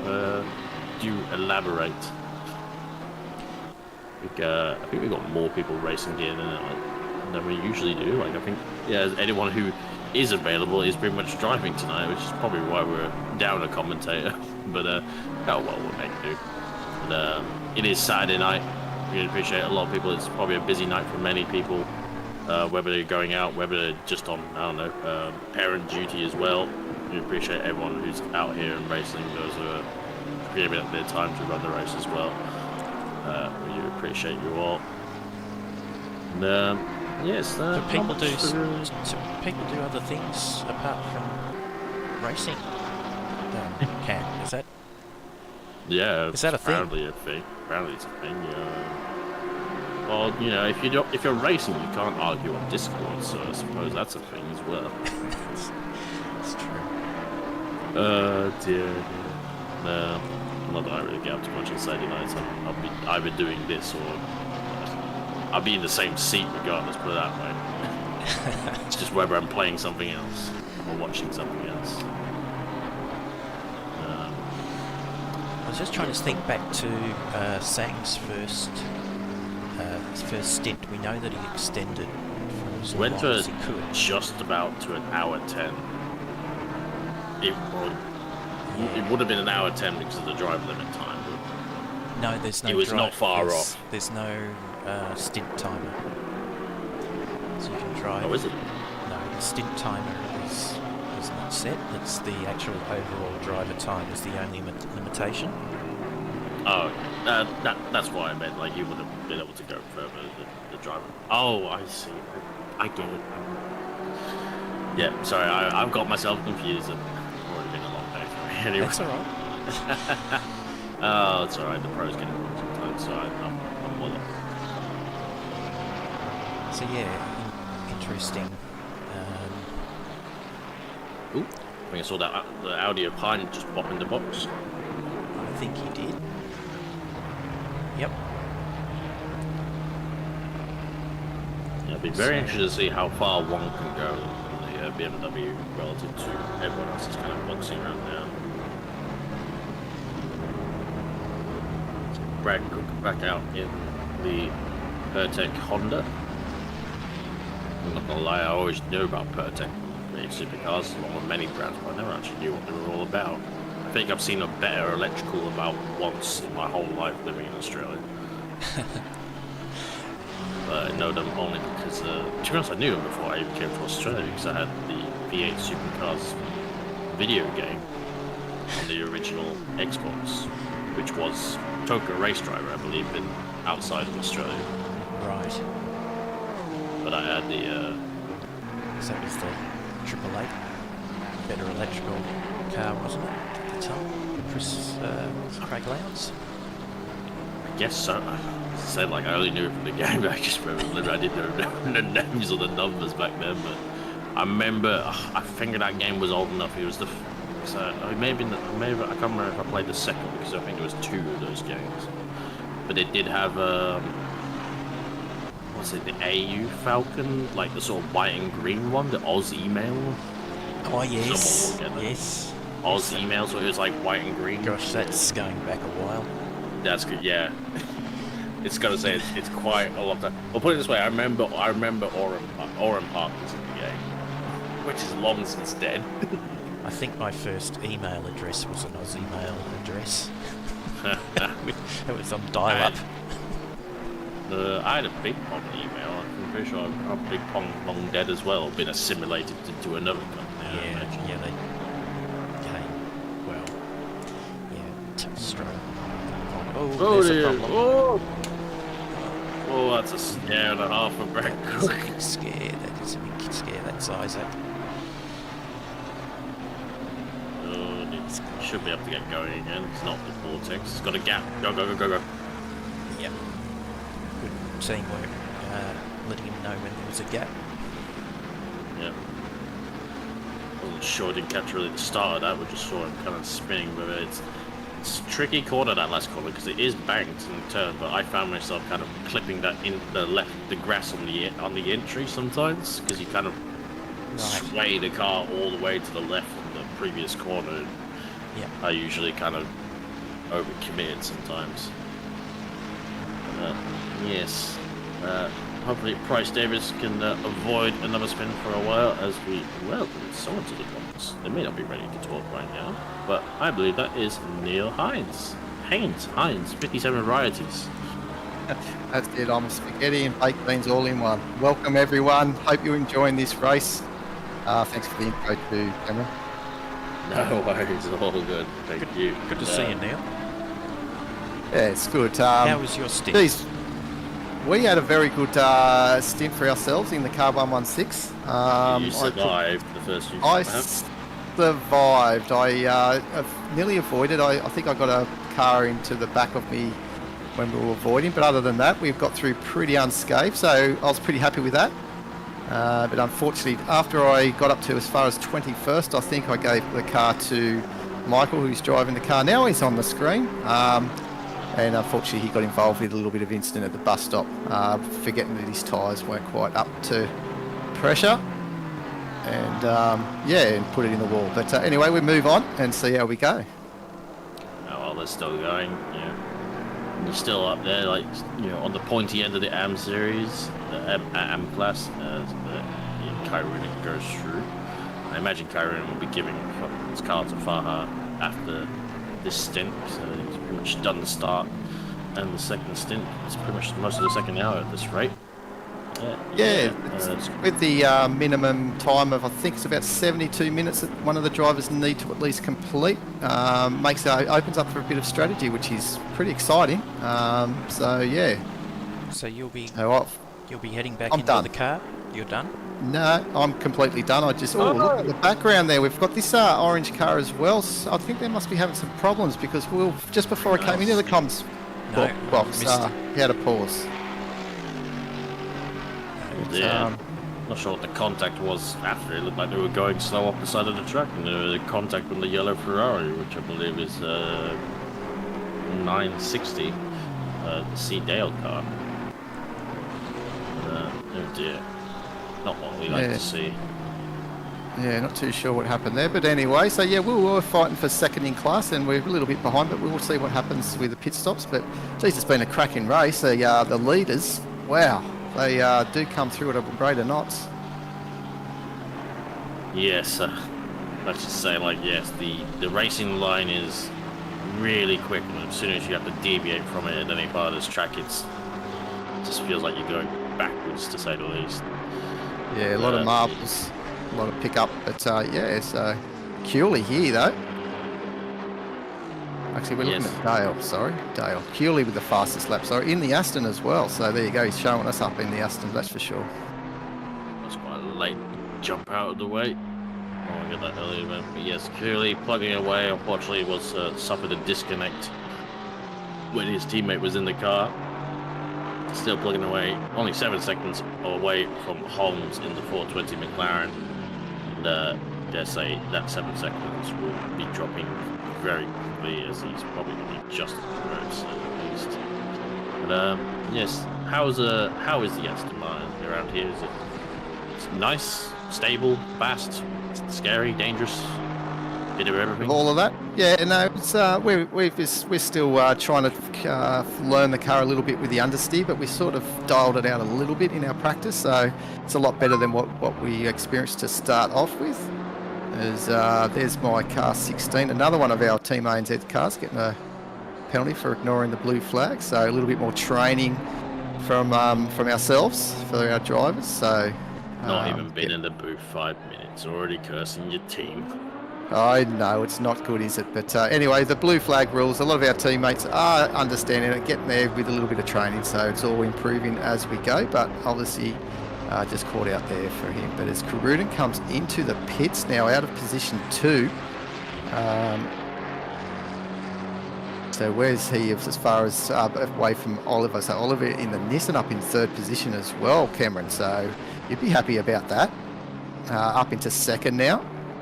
Yeah, it's been a very good showing from his GTR. It's obviously got very stout, decent pedalers behind the wheel in the form of Oliver and Zexbiff.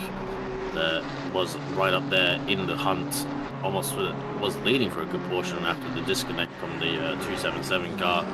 But yes, they're doing a very good job. I think it's kind of been very much showcased where the GTR is strong, as it was pretty much on the bumper of everything and everything. Going up the hill if you can keep it pace through the corners, but also kind of showing the weaknesses of the GTR is like if you can't really drive to your own pace, then your mistakes can get involved, which unfortunately led to a few positions lost. But yeah, definitely been definitely going to be a safe bet for silver, to say the very least. But I think Zach Smith being in a silver car, even though it is a balance between the drivers, is still quite amusing. Oh, it sure is, but he is it's a nice reserve driver, we should say.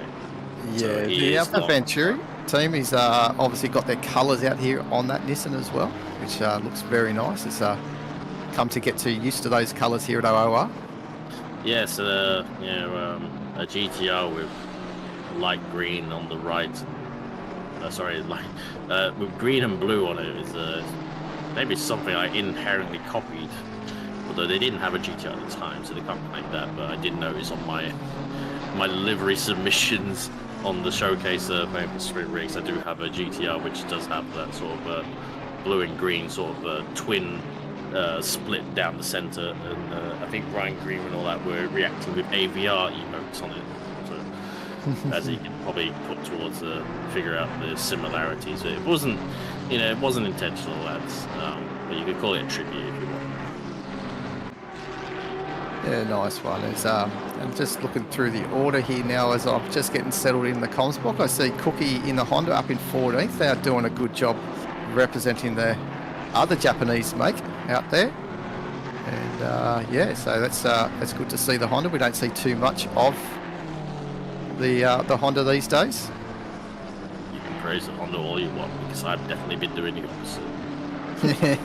Fair enough. I think Cook would rather be representing a German Stuttgart brand at this point.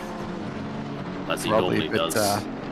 He's got his Per-Tech car going there as he can, as best he can, you could say. But anyway, so he's got the chase there of a BMW up in front of him, of Davey. So not too sure how far, about 8 seconds behind Davey. So see what happens there.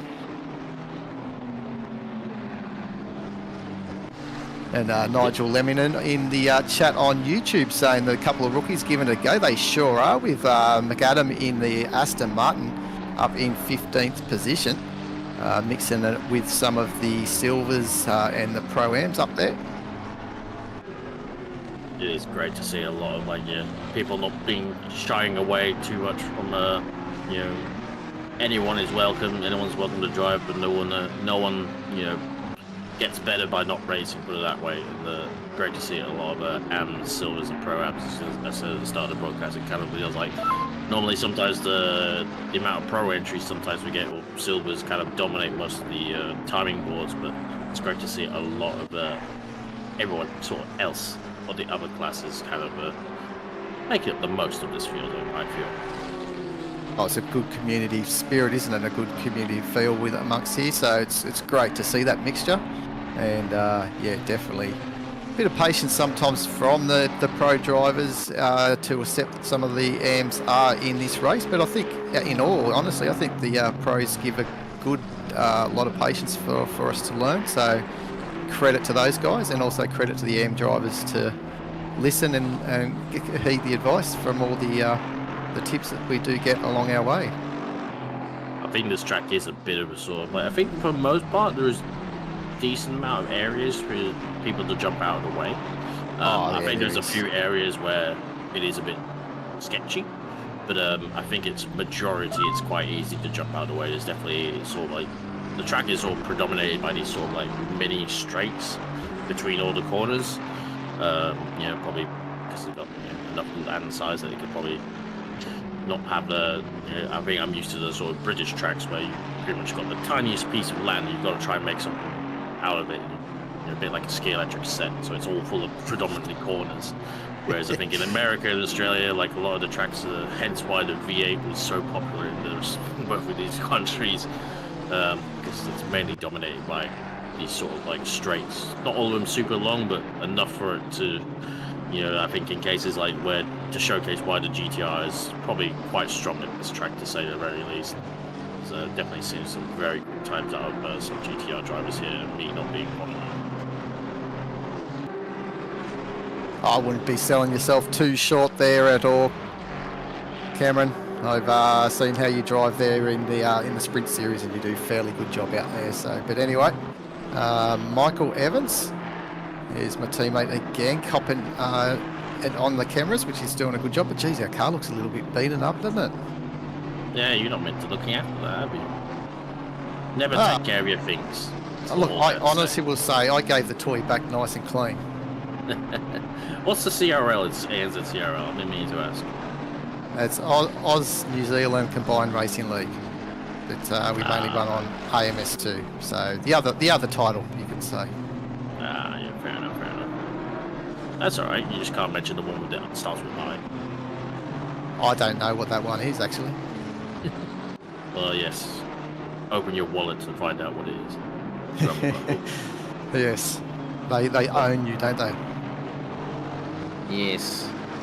Funnily enough, I did have access to what was an account that was meant to be for Fernando Alonso, weirdly enough. It was a weird thing that I had access to at one point. It was just for a work thing, but didn't get used, to say the least. There you go. So. Yep. beholder of blue flags. Get out the way. A little bit. Yeah. Oh, it's awkward. As a GTR had to go sideways through the last corner. I don't think it would have been praising your car too much. And Brad Cook is going to go past that car as well. I mean, that's brave. Oh, that's really brave for the only KA Motorsports McLaren as well. The only fans car. As I think got you napping. Oh, he's going to go side by side through the S's between your car and the other one. Oh, that's pretty brave. Between Evans. I think with the Slade, Aston, I think it is. yeah, the only thing with the Aston, it has got a little bit of speed advantage, I think, down the straight, but it's getting very tight and a little bit racy, isn't it? It's like game on.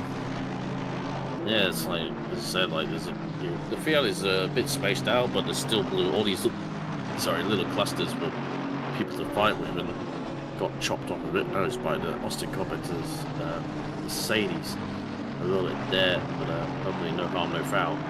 It's interesting that Cookie has did get ahead of the GTR and has been pulling away a little bit. And I think that GTR, they have been going a fair amount on those tyres, and I know that this I've said multiple times now, like, it really doesn't conserve tyres, that car, to say the least. So we've got obviously Wong out in front. So is he actually a lap in front of everyone, or we're waiting to see where Oliver is on that timing screen? Not a full lap, but he's a long way ahead of Oliver, yes. He's currently going up through the hill right now, as you can see on the track map from the triangle, 878. But they've been doing a very, very good job, and I dare say I think they're going to come out ahead of Sneakers. Sneakers is not that far behind, but Sneakers are on an early boxing strategy. They boxed very early, whereas the 878 car has been basically going as long as it can. It boxed pretty much 1 hour, 8 minutes into the race, and there's, Sneakers already boxed like 20 minutes ago now for their second stop, so I'm not sure how it's really going to play out for both of these cars. I think the BMW is going to be in good standing for the end, and they're going to have the tyres for it, at the very least, to say that. So the question is, did they change drivers in the 878, or did Wong take the start, or have they already swapped? Because they could come forward with the minimum they have. So they've got to just double check that driver speed time too. So yeah, so Sang did the start in the 878, and then boxed around 1 hour 8 minutes in to hand over to Wong, but Sneakers brothers. So it started with Peach, then went to John, and then has switched back to Peach again about 10, 15, and 20 minutes ago now. So so unless I was going to say, unless Wong is actually doing some fuel conserving, he's going to actually have to jump in for a short stint to try and meet that minimum 72-minute requirement. Otherwise, he may not quite get there to the end. So it's going to be interesting to see what happens there if he goes onto some fuel conserving to try and stretch out that time limit. Or I'm glad you're here, because I didn't realize that completely puts the Sneakers brothers strategy into perspective of why they're doing the short stops, because you can't get to that 72 minutes on the single stint, or at least on fuel. I don't think. I think we saw some drivers attempt it, but I don't think any of them actually managed it. So that actually puts in perspective, like, why go long when you can't make it? So you've got to have to. So you do the short stops, and you probably push your tyres a bit harder and use them up more. Yeah, get your driver your minimum stint done, and then hand it over to the next driver. So that's probably what the 191 has already done. Obviously, short stint, and they'll probably see that who said that took the start of the race will probably finish the race. So they obviously get through and get those minimum times done. They can do a short stop, but like that's the thing. A driver change is 30 seconds regardless. So yeah, if you're doing a short stop, like even if you do a short one at the end, you're still pit delta is going to be total time in the pits is going to be the same, regardless of your strategy. So you might as well, do what Sneakers have done basically nearly 45-minute stints. So I think they're kind of planning to do like 4 50-minute stints. 100%. Is that more throughout the race? So they'll maximize their tires they get regardless, because if you're going to change the driver, you might as well change tires because it can be done at the same time, and also it doesn't cost you any more time. There's no point running around on used rubber. Yeah, so that's the main point that obviously we'll have to keep an eye on for the leaders at the moment. So yeah, we'll just double check to see if Wong stays in for that little bit longer to make sure he gets that 72 minutes done, I guess. Or the second driver, the new driver that comes in, has to at least do 72. And that's the total time of this 3-hour race as well. Absolutely. It might just be dawning on that 878 car now, like where it's something they've really planned for or not, to say the least, but won't be surprised to see them in, obviously not too far from now, as they'll be heading towards the end of their dual life, to say the least. I was Pickford in 18th position as copped a drive through as well, maybe for speeding in pit lane or something's gone on there, or track limits. So we'll see what happens there. Actually, it's a live because of the fuel. Now think about it. Sorry, I'm not it's dawning on me like right now. Because, if Wong has to meet his 72 minutes, right? Is a minimum that a driver has to drive, yeah. So that's 40% of the race distance, and the 60% is maximum. So he will probably won't change. He won't get out of the car. He should do just a short stop, a short fuel fill up for this next stop. And then come back and hand it over. Yes, that's right. Or that like way he doesn't have to do a driver change, because obviously it won't cut the cost 30 seconds then. So, but the thing is with the Sneakers brothers, then they have to put John back in the car still. Definitely. Which they'll be fine with. I mean, whether that actually equals less time, then maybe they should have gone Peach, John, Peach, so that way they avoid the driving time. But that's another. They're on that conscious strategy of only going for 50 minutes, so they wouldn't have maximized their fuel and tires either way. So that's right. So we've got Jan Tully saying go Gibbo. So there's obviously Gibbo somewhere there in the. You guys here might be able to help me, but obviously maybe in fourth in the Ferrari. Yes. So there you go, Jan. Your man there's doing a good job with Kalen. I think they're due a pit stop. They weren't up that far before. That said, they were kind of on the top 10 marker, so not completely out of it, but I think yes, they're probably due a stop quite imminently as Hobbsy is coming up behind them in the McLaren. Sorry, the Audi. In the Audi, yes. Some races come out lap car in the pit stop. Too much of an issue. Just under the hour remaining now, so as we said, we'll start to see what's going to happen here. And just to answer the call, if the car can go the distance, I'm not too sure about the BMW, but with our bit slower pace than what the leaders can actually do, we could almost stretch out a 72-minute stint in that Aston, but it would have been a bit of fuel conserving definitely to get to the end if we were going to do that. And we reckon that would have actually been a slower option. But the pro drivers, the way that they drive and consume the fuel, I don't think that they could actually extend to a 72. They probably get a 65 to 68 minute maybe run in fuel. Yeah, which is about what Wong was achieving on this strategy. So yeah, yes, so it's all a bit beyond my exhausted brain, but I'm very excited to see how this turns out. As Nick is sort of yes. Smoke. No. I'm reading the numbers and they're just blinking off my eyes. They're just like. That's it. So all you needed was Hainsey to come in here and just give you those figures there for you, just to really get it smoking out of your ears. Sorry about that. Yes. Throttle plus brake equals win. We've got to keep the viewers entertained and keep them on the pulse as well, so they will start thinking about their drives they're supporting, and just double checking that maybe have they done their minimum driver's stint to make sure that there's no penalties after this race handed out. But that's the part of the endurance racing format, isn't it? You've got to double check all those rules and regs and make sure you get those things sorted. So the Sonicus brothers may just have pulled out the ace of spades, you could say. So we'll wait and see what happens here. because, as you said, they seem to be going for that conservative 45-minute stints to make sure both drivers can adhere to the minimum requirements and don't go over the 60% race distance either. Yeah, it'll be very interesting to see how they go.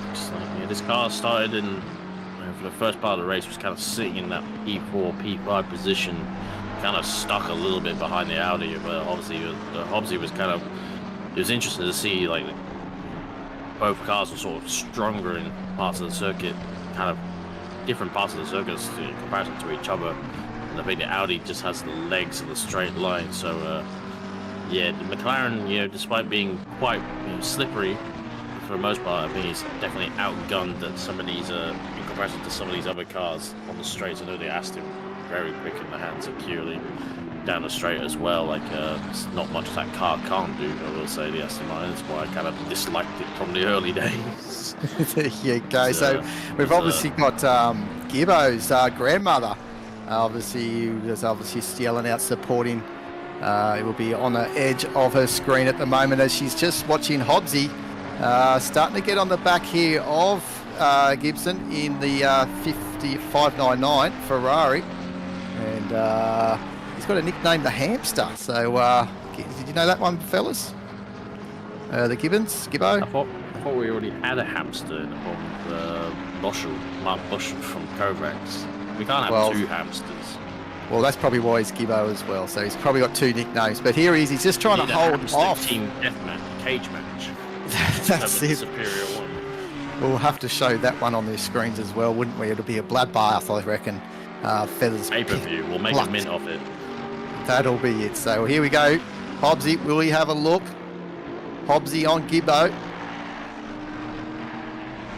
Not so great through the bumps of the chicane. Yeah.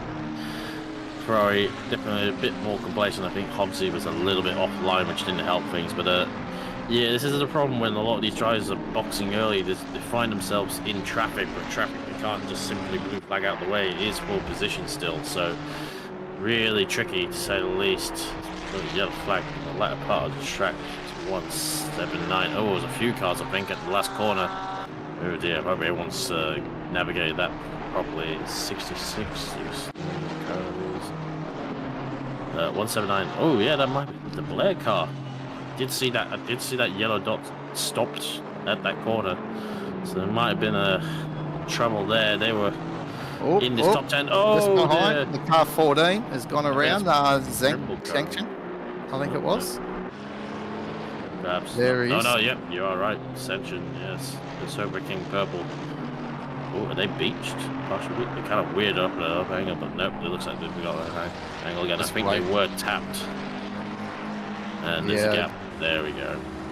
Yeah, we'll obviously wait for race control there, but it was either tapped or just the rear end just getting away from him and coming into turn one. It was getting pretty close though, but as you said, Cameron, maybe there was a little tap, but we might see a replay later on that one. But I think there was a blue car that did touch it. The rear, it was definitely a assisted spin, bump and run to say the least, and yes, there'll be, I think, an inquiry to say the least.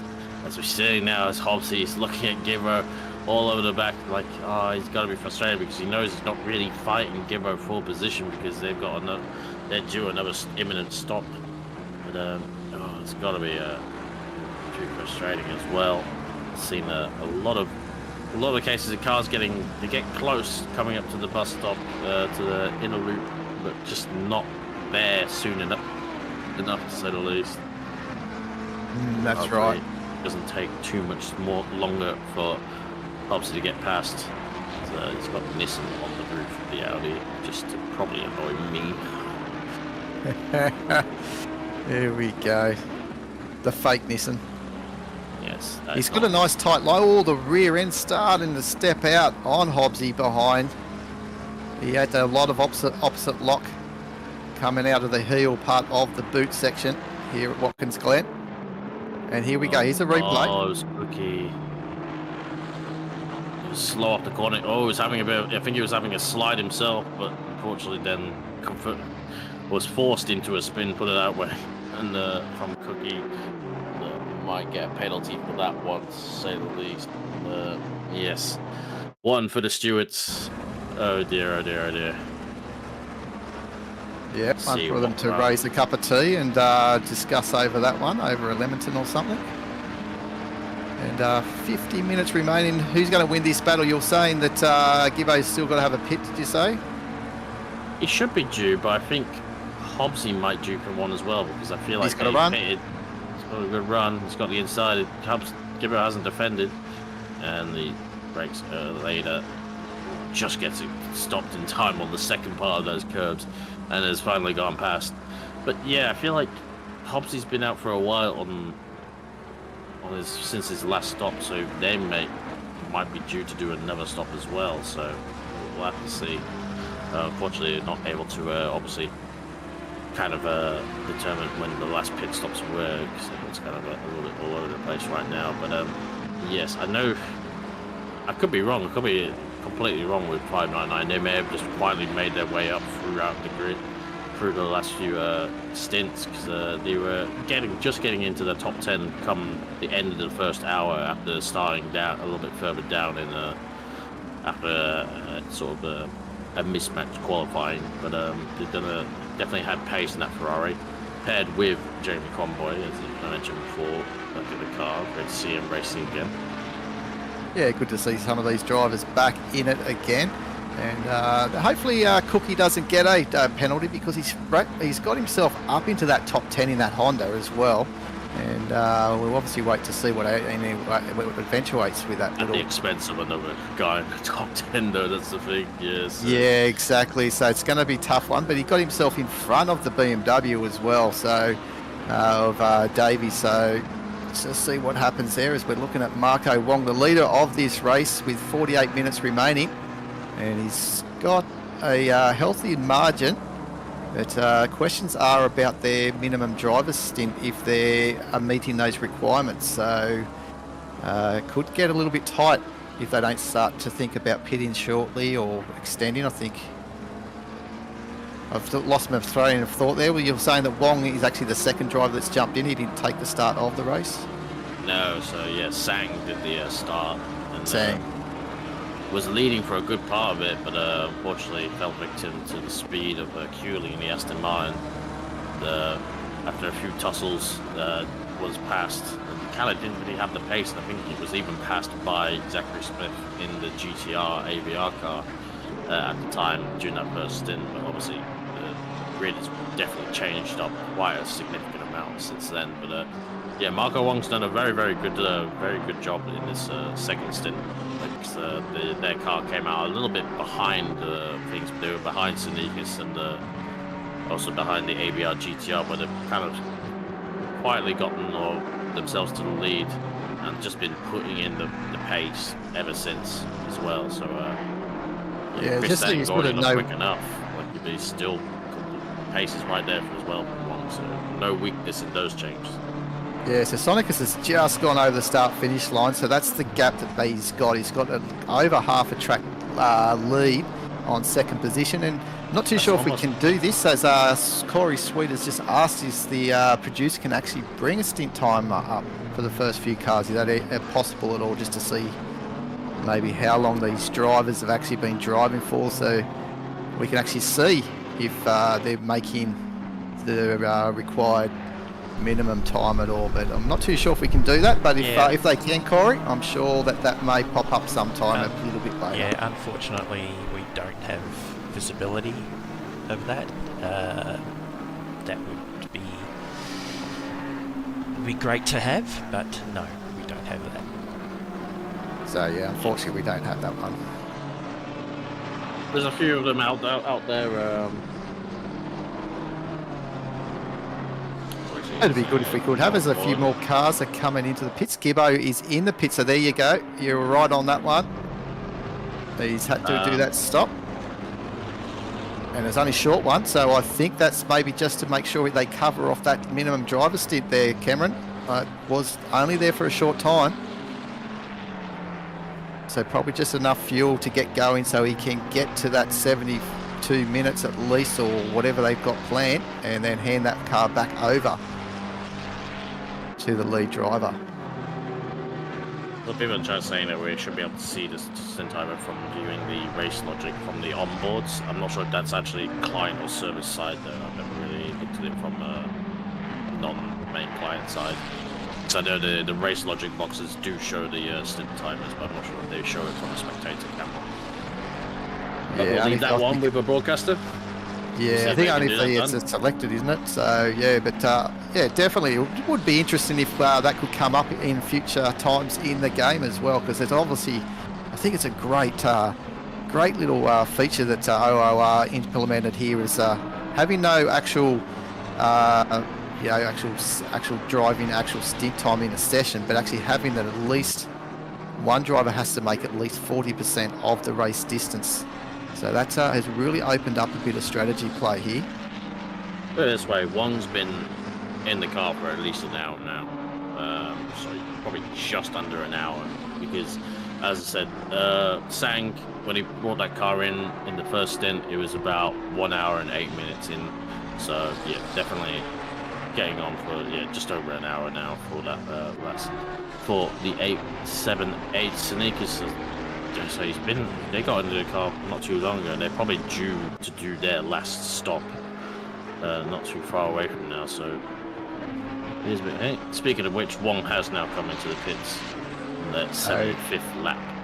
So we may be able to just keep an eye on that just to see if it's only a short little stop and a little bit of fuel so he can actually get out again and get that driving time sorted before he hands it back over to Sang.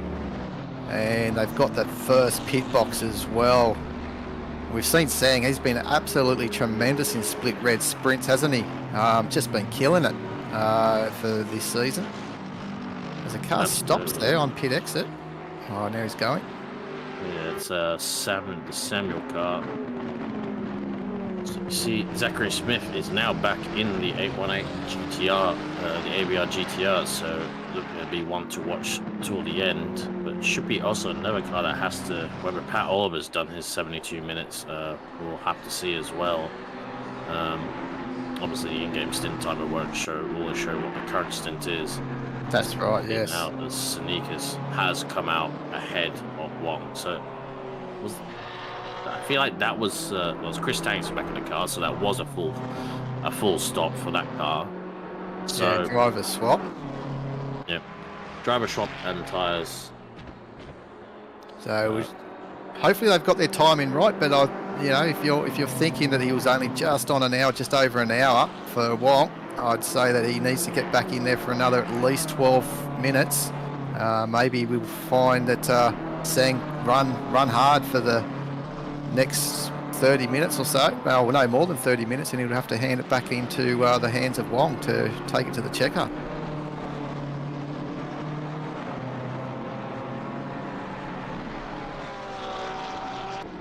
So Tim's just saying here Sonicus is driven for 40 minutes and Hobbs is driven for 35. So some of the drivers must be letting us getting in through the display, having a little look. So thanks for your help there, guys, on the YouTube channel.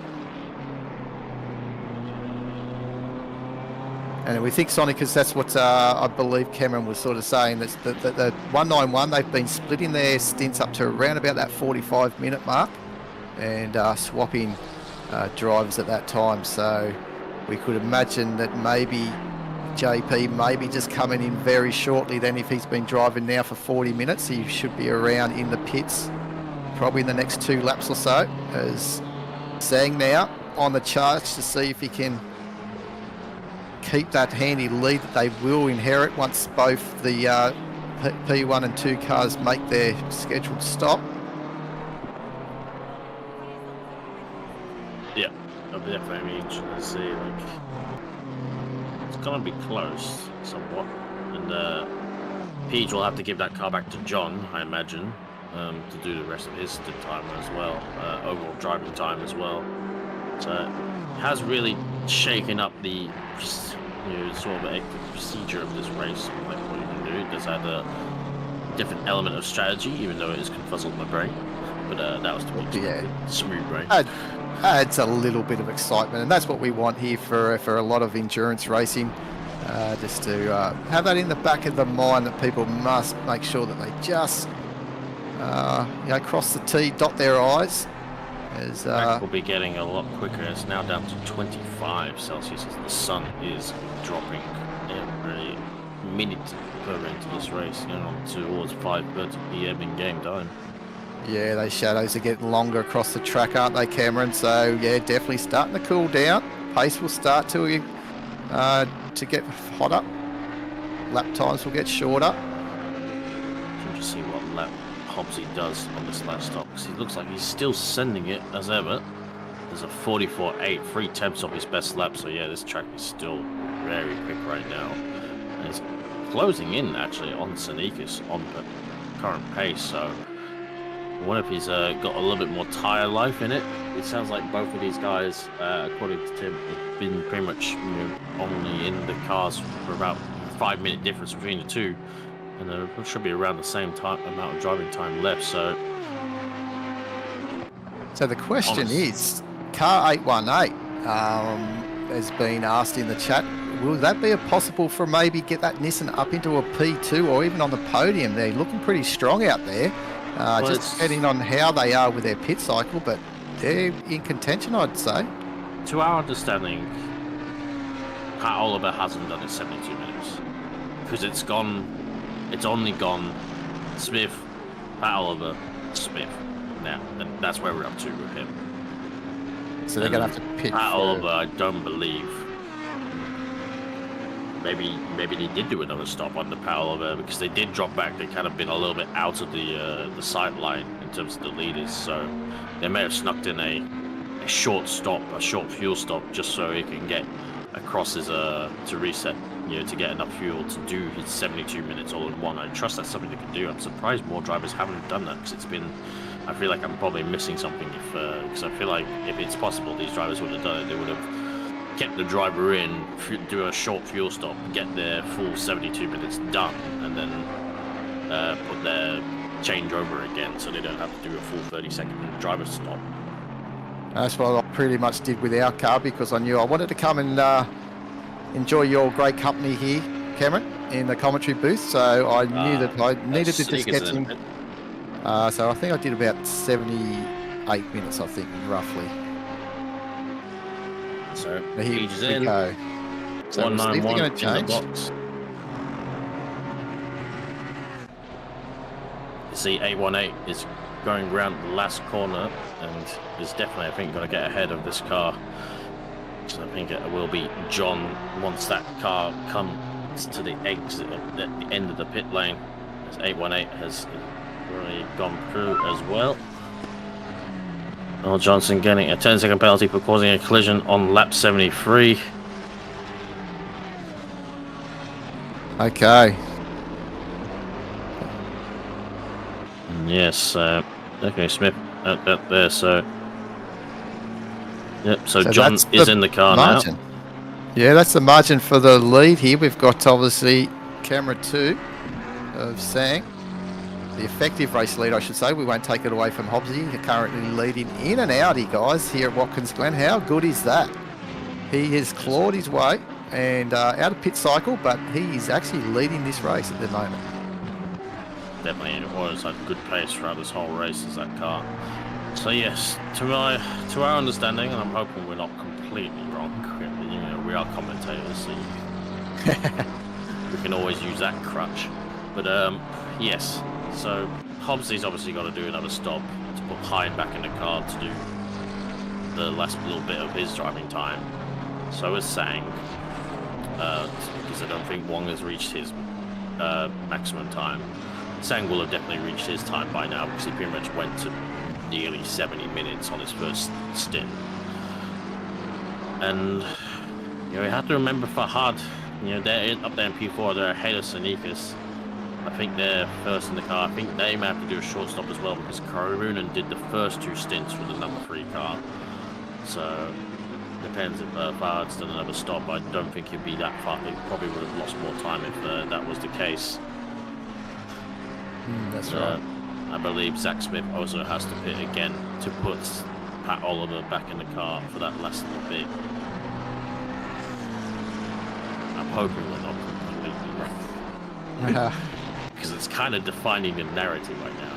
Is it actually controlled in-game, or is it actually going to be looked at in post in terms of the 72-minute driving time? In that little box It next was to controlled in-game. There was a maximum driver stint, I think it was, time. So that'll also hold the drivers up as well. So I heard that one. no, there's actually a little red block. When I was driving, I could see that I had a maximum time counting down. So it was the maximum time that you could drive, which would be set at that 60% of race distance. I think I just might just retire from commentary and really just too smooth brain to understand anything. Well, put it this way: if you drive over that limit that's gone on your screen, you've obviously driven over the 60%, You get and the that'll win make. if you finish first. I think you'd be maybe disqualified, I guess. If you qualify on pole, that means you're ahead of everyone else, right? That's in my understanding. If you pole, yes, you do. Thanks. I'm a drive to survival. I need to explain these things to me.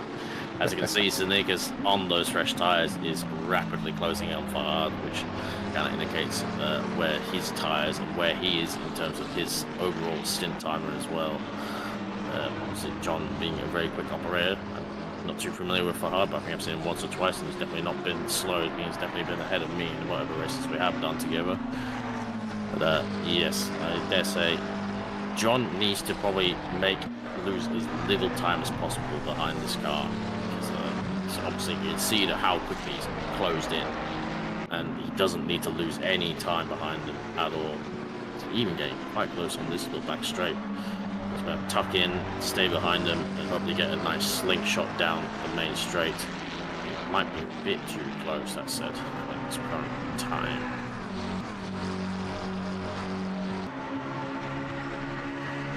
Yeah, he's trying to find a little opening here coming up the hill to try and position his car, isn't he?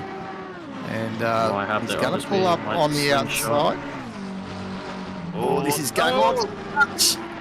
Little touch there, I think. Doesn't get it stopped. Which is unsettled. He had to cut the corner. I'm not sure if he might have cut across the nose of the number 3 car, but I think there'll be a inquiry whether one puts their number up or the other one does. I don't know when lucky you look at that. Both cars still going after that, I will say. Yeah, I was just about sorry I went to cut off you there. I got all excited because seeing the side of that car, I'm thinking I need a Snickers. Looks like a Snickers wrapper on the Sonicus car, doesn't it? We did have to. I took a while to figure it out for a bit, and I thought it just looked like poo. Bit nutty. Bit nutty, yes. I don't feel like a Sonicus, regardless. I'm a bit more of a Mars person anyway. Well, there you go. Maybe we might be surprised at the next round. Yes. So that was a bit of a heart, in the mouth sort of moment for Sonicus, but got through in the end. Very easily had 2 cars out of that contention, put it that way. Very easy, very easy. So well held on by John, you'd have to say. But yeah, so looking at Zachary now. So there's the proof there at the moment. He's definitely in contention here. Hobbsy's now in the pits, and as you're saying, Oliver still needs to jump into this car. So they're definitely in contention here for a good podium result.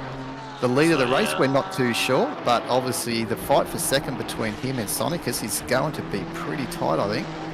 Obviously, yes, so that car has dropped back behind the Sonicus car in terms of position, because they're only just exited this,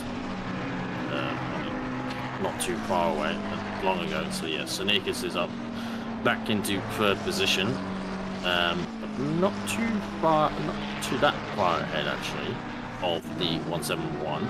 There's now Connor Hind back in the Audi, so interesting to see how they go. Hobbsy did look very quick, and obviously Connor Hind is a very quick driver as well. We'll see how well attuned he is to the Audi, and whether they can close in, because Hobbsy was closing in quite quickly towards the end of the stint on the Sonicus car. So where these guys filter out, because in theory the Sonicus car, and I believe Connor Hind, they've just got to go. They can go right to the end now.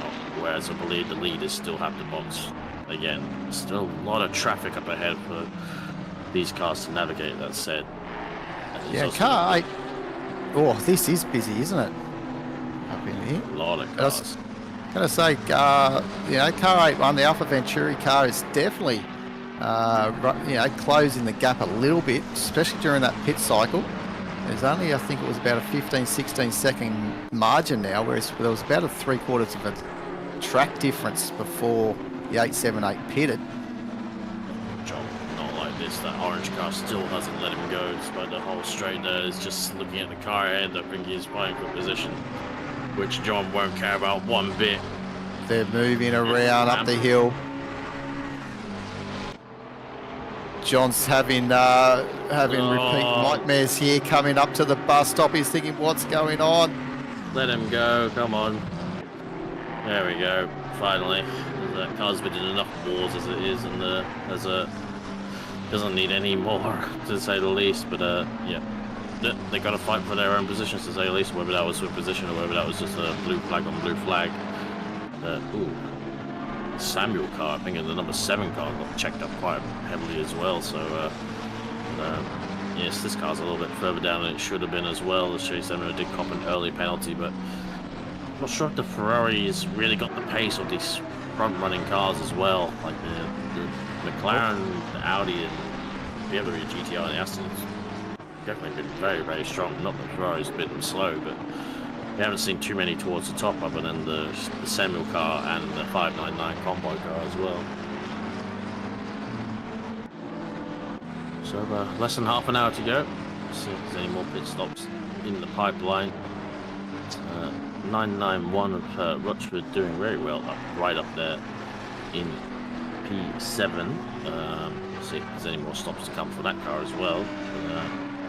It's hard to tell. Everyone's on such different contra strategies. It's tricky, but yes, 599 still doing a good job up there as well. As now Convoy's in the car, going towards the end of the race, whether they've done their 72-minute driving time, we shall see. Connor Hine pushing on. He's got another car in the way. Frankly, gets out of the way last moment, but a nice clear run. You know, getting checked up at this part of the track is got to be the worst part, because you just got to hemorrhage time all the way down this straight up until that bus stop. Pat Oliver is actually in the watching as well. I think he must be getting himself ready to drive, so maybe he can fill us in the minimum time that he's already, the time that he's already taken. As seeing when he's going to get into the car 818. Obviously taking the car to the end to the checker. And Connor's doing a good job. Obviously just getting a little bit of lap traffic at the wrong time. But they're doing a good job getting out of the way for him.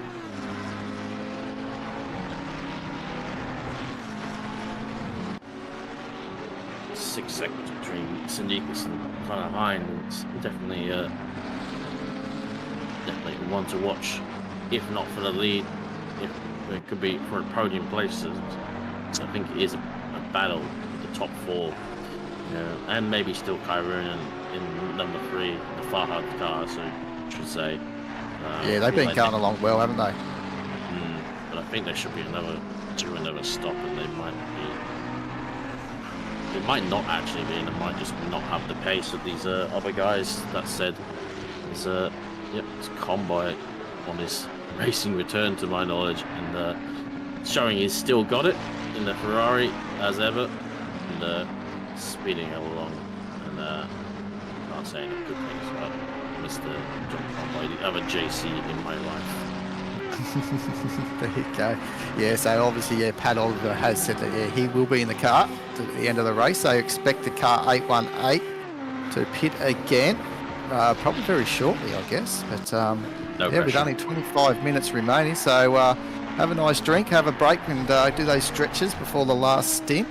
And have a good little run to the flag. Pat? It says, I am in the car. I did not say that. So maybe he's not getting in the car. He's refuted what you said. Oh, jeez, I don't know what's going on. It's Blake Randall has got a 10-second penalty for ignoring blue flag, so there's some more lessons to be learnt. What do you mean I am in the car? How old?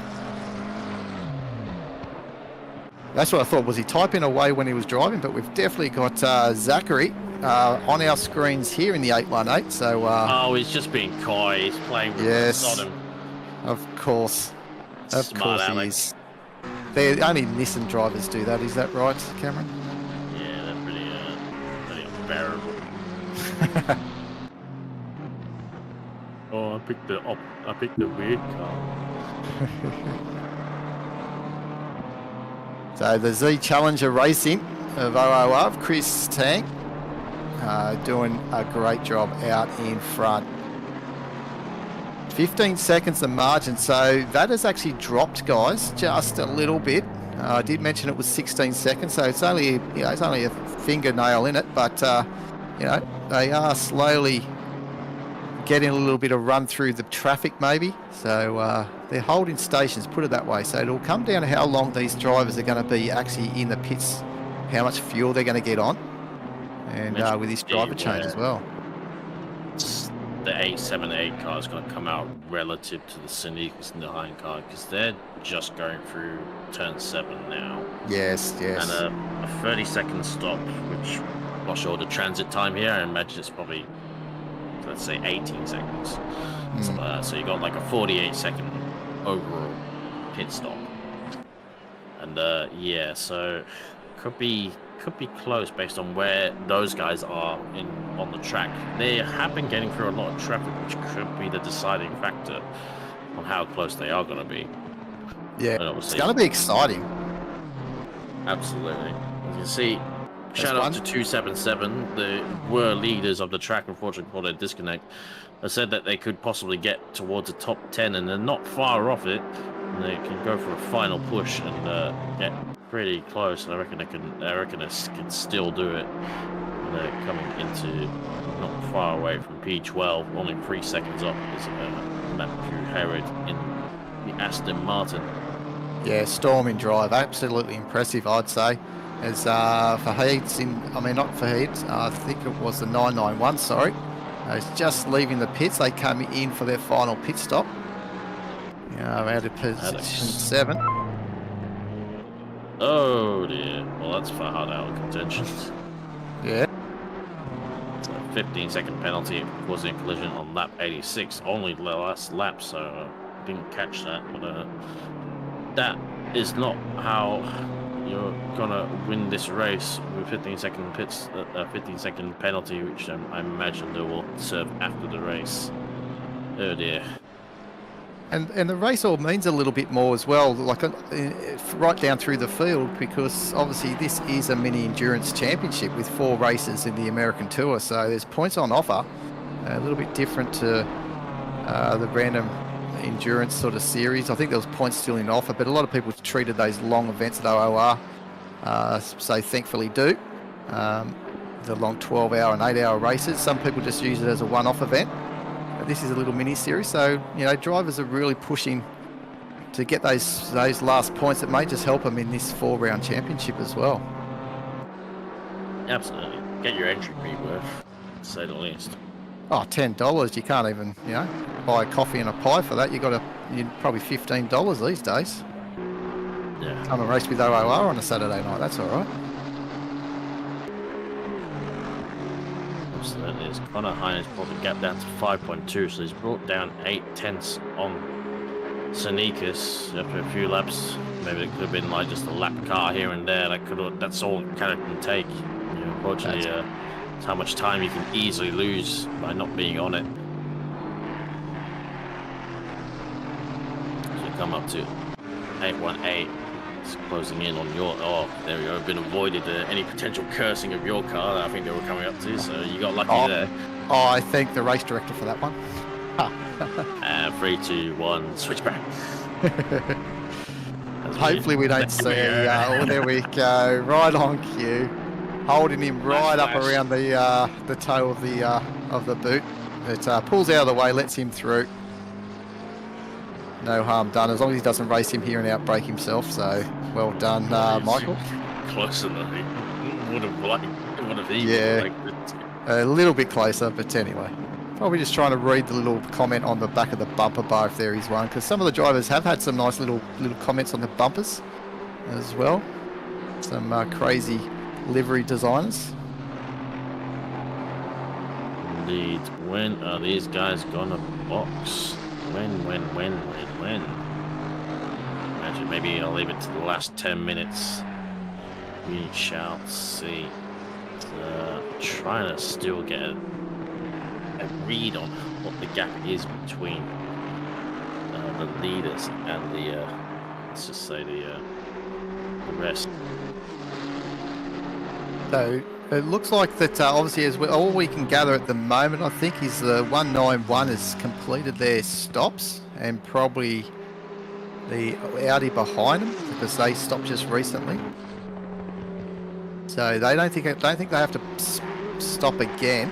And obviously the two leaders, well, it can't be the two leaders, the guys up front, the 1 and 2, have to still pit just to swap their drivers. Looking at 191 now, kind of timing when A78 went across the first sector timing marker. 191 is crossing it now. I want to say around 42 seconds between 878 and 191, which is right, probably not far, probably just under a pit stop, depending on the transit time of this race. Well, that's very wide from Chris saying. Yeah, and these guys are fairly good too, so I'm sure that they won't have any problems coming in and out of pit as well. They'll have this all mapped You out. never know.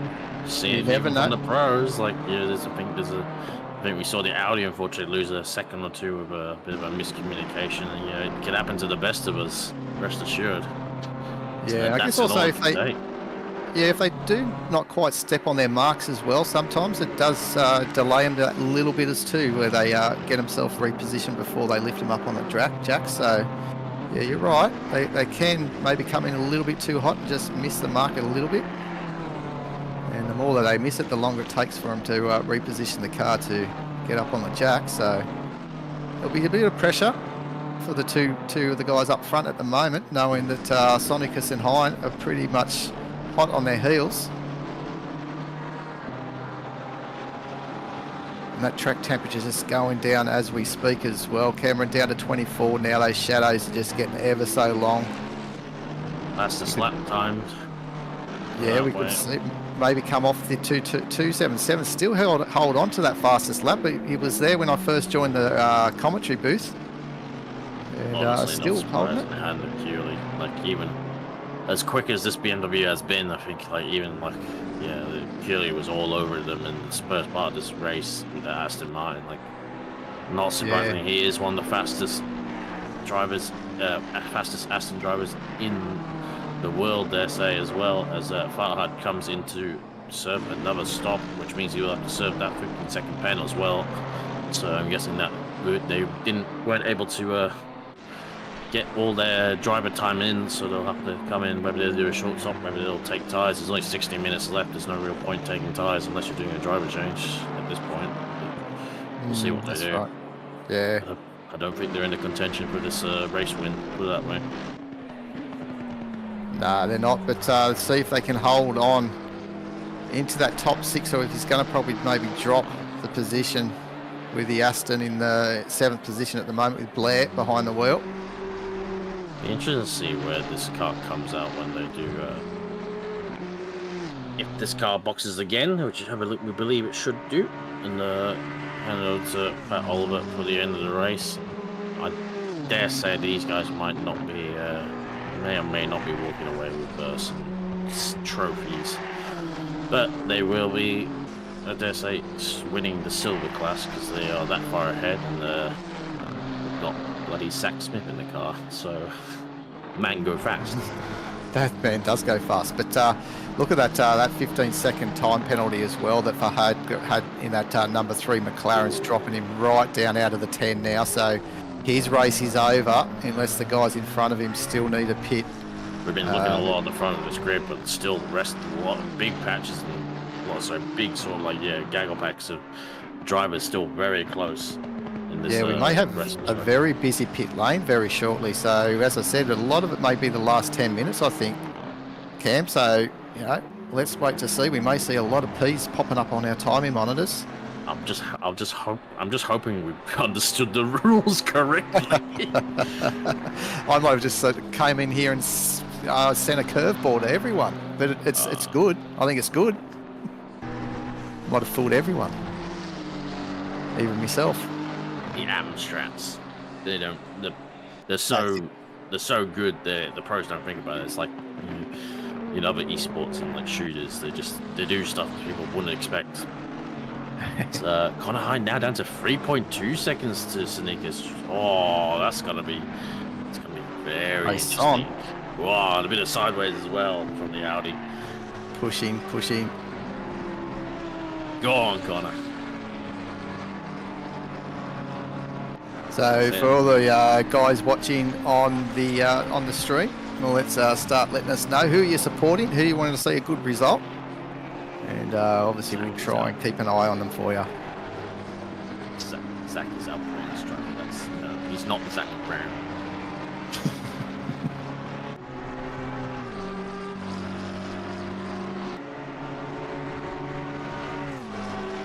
His last lap, John, was 145.3. His best is a 144.5, so he's just not quite getting the time out of the car that maybe we would think with the cooling temperatures, maybe just not those tyre pressures are with him at the moment. Who knows? But just a little bit off his fastest time that he's been able to do in this car. Maybe he's had too many Snickers wheels in the pit lane waiting for his driving time. Man, very soon, because he's got a lot of cars up ahead of him on the track, so he could probably afford to go one more lap without catching on it. But look at like where he is, with the triangle on the screen. Like there's a lot of cars up ahead, so he's got to be coming in soon. As well as just enough for obviously the other driver to get enough time to clear his driver's time as well. So I'm sure it's probably only like 5 minutes required. So. As we see, yes, Maddox catching up to Shady Samuel in the fight between P8 and P9 as well. So it's all super close up and down the whole field as well. You can see Ricciuti on Piscani. Battles everywhere. We need more cameras. We need more screens. That's it. They're almost all household names popping up here at the moment. But Shady Samuel, can he hold on to this position 8 as Maddox absolutely flying in the 991? 116 is in the box. As Jennifer Austin saying, great race to everyone, and watching car 121. So obviously supporting, barracking those guys. Austin and Rando in the PRSA Esports McLaren. Hopefully they're still going around. I believe they are in their own little fight towards the bottom of the grid. There we are. As you see, make it to the end. That's the thing. But to finish first, you have to finish. We won't finish first, but you finish more than everyone else who backed out of it. Yeah, at least having a good go, and he has been getting out of the way. We haven't been seeing a lot of that, so he's been doing a good job. The 1-2-1s. And I bet you he's had a good time out there as well. That's what it's all about. Absolutely. Sang goes round again. Yeah, he's really extending this run, isn't he? He's going to get close, though. Down to 2 seconds between Sneakers and Hind as well. It's all great. It's all coming up to a simmer now. This is what we've come to expect in endurance racing. It gets really close right to the end. We've had some classics here at OOR over the years. Who cannot forget some of the great ones that we've had? I think Suzuka was one of them. We've had a couple of close ones at Bathurst back in the day. I think it was 2022, 23 maybe, I think it was. We've had some real good ones right down to the wire, and this one could be it as well, maybe for some minor positions, but Sonicus. Comes into the pits, 179, second in silver standings, doing a good drag race for them. The leading out Aston, obviously, since the other car unfortunately lost positions due to the disconnect. They might, yeah, they won't catch them because they're a couple of laps down, aren't they, from Blair? But yeah. Yeah, but still on for a good result, to say the least. Just been timing again. I want to. Whether my last count was off, but I think that was at 48 seconds from that timing line between 878 and 191. So whether there's been some time loss, I know that I think the Sonicus car has been more in the traffic.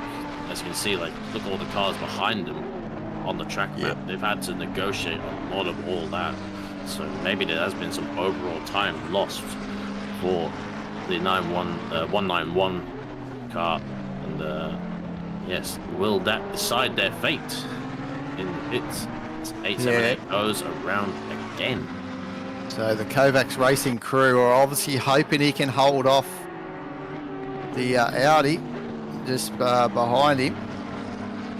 You can't miss it, the pink and black Audi. Yeah, say if Connor Hine gets a good run through that first sector, that I think that Audi's got the top end in it to get past without too much of a sweat. So we'll see. It's all on John Sonicus, and you know, this might be what Sang needs to, you know, hopefully come out ahead of these guys. Exactly. And look at Smith though. He's actually closed that gap even further on Sang as well. Now down to 12 seconds. So if we're right that they're going to have to pit just at the end here to comply with the requirements, so maybe they've got it right on the money. Maybe they might not see Pat Oliver back in the car in the Nissan. Maybe they've been throwing us a little bit of a curveball as well. Connor, is it going to be enough? Is he going to have enough of a strap? He might be too far behind. He's going to catch him too late. Oh, right down the bumper at the end. Yeah, unfortunately, just too little too late, but going to give something John to think about. Sure will, especially the next time around.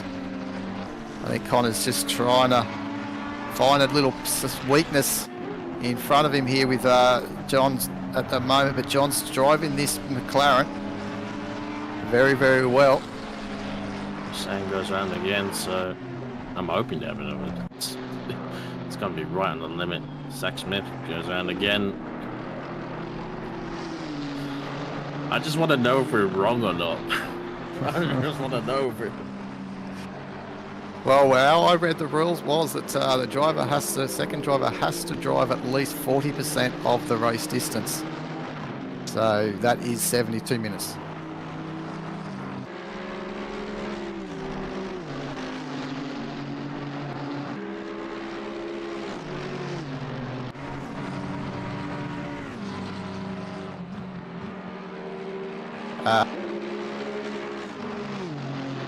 Yep. So yeah, just something that we got to remember too is actually driving time. So we're thinking also the time that may be, we're looking at the live time, we're also looking at pit transit time and while the car's in the pit as well. So it is actually 108 minutes is the maximum a driver can only drive for. So it might not quite be that minimum of 72 minutes for the second driver. So that can be actually reduced even less. So they may be able to just sneak this one in, I think. So as long as they don't go over the 108 minutes, one of the drivers, that will be perfectly fine. As long as one of the drivers doesn't go over 108 minutes. That's correct. So when I was thinking 72 minutes, see, that's why I'm an AM driver. Yeah, we're not taking into account the transit, the time that it will be that the car's in the pit lane, you know, on the jacks, getting serviced and everything like that. So that takes out some of that 72 minutes anyway that I was thinking. So we think of the maximum, which is 108 minutes. So I think we may be fine in that both the two leaders may have got that right on the money. I'm just going to throw you under the bus. You threw me Yep. off. It wasn't that I had no idea of the rules, but completely anyway. Yeah, so it's actually 108 minutes maximum driving time throughout the race. So that's been clarified through race control. Thank you very much. Yeah, I wonder if Farhad may have been ruining that last stop in that I think but we they all probably were. had to do it on fuel anyway, so yeah. Might be as it is, as Connor Hind is 3/10 now off Zanika, so maybe the battle is done for the lead, but last spot on the podium though, still up for grabs. Definitely. You can't tell me we're wrong from that one, can you? It's right in front of us. No, that's We got exactly that right. wrong, right? Cars are on track. So battles right through the field too. We've got obviously a battle that we're watching right here. This is for the last spot of the podium, so we're going to have to stay on this one, guys, but there is other battles you can see down on the totem pole of the list. One is between Shady Samuel. Oh, he's just, I think, lost a bit with Maddock. I think maybe position change just as I spoke. Oh, a little wobble twitch. from John. He's got to go. Oh, off he's out track on wide. the grass, but he's got the inside of the next corner. He might have been saved. Oh, saving grace for John there. Oh, he's gone wide out of the corner there as well. Lucky to hold on to it. It's just going to fuel the fire, Connor's fire even more. At the end of the race, and yeah, they say the 599 car may have played their strategy completely right as well, as, unless they do a box in the last few minutes. They're standing on for P5, which I think is going to be driver of the day material from basically where they qualified. Yeah, definitely. I'm loving this battle here for third position though. It's not over. It's going to go all the way. Connor is not going to die wondering. He's going to give it all. Obviously doing it for Audi / Nissan. He doesn't know what car he's in. I think there's some differences between the two. It's interesting. I thought maybe like the Audi isn't as strong as I remember on the straights, but I think both these cars are just decent enough on the straights that they don't really one's that much better than the other, even with a slipstream. Look who's climbed into the top 10 as well. The car that got disconnected that was so probably robbed us of a really good race. So, yeah, can't really turn in from the outside if you're not far ahead. Unfortunately, round again we go for Connor Hind. It's definitely looking like quicker of the two drivers. That doesn't necessarily mean he's going to get past any ease, but yes, good driving. Yeah, I had a feeling that there was enough pace in that car to get back up the grid somewhat and salvage a good result, regardless of that disconnect. So we've been watching this battle for a little bit, Cameron. Where do you think Connor may be able to make this move? Do you think that he's trying to get that pace out of the bus stop and maybe duck down the inside before you come into the boot there, that boot section, or is he strong in this little section? Up on the top of the hill here, maybe. That is Give it the a wobble. logic of where, the clear overtaking spot is down the back straight into the bus stop. But John's been around the world a few times, so I don't think he knows what he needs to do. He just needs to plant it on the inside, and McLaren is quick enough down the straight that he's not worrying about Connor zooming past him that easily. So he just needs to plant it like a tree on the inside, and that's all he needs to do, and that's all it really takes. It doesn't take much to defend unless you've got a big straight line deficit. So I think it's going to have to take a mistake from John Connor, whether that's a mistake in not defending in the right time, or whether it's another position. But it's a good run from Connor again. He's going to get really close, but will it be enough? Cops out of the slipstream, hits the wall of air, and it's going to draw somewhat alongside, but just not enough to get upside. And we'll have to check up a little bit as he tried to turn in, but unfortunately was going to get past otherwise. And he's got a quick McLaren coming up behind him. Hopefully Maddox is a lap down from these guys, so hopefully that's not going to bother him too much. But that is a quick car, Maddox may feel the need to unlap himself, but hopefully it doesn't interfere with his battle too much, because he isn't in it for position. The leader is on a final lap now, with Chris saying all he needs to do, only a few more corners, 13 more turns, another 5.5 kilometers for the 878. Just reached 100 laps as well. How perfect is that? Beautiful. Cricket score.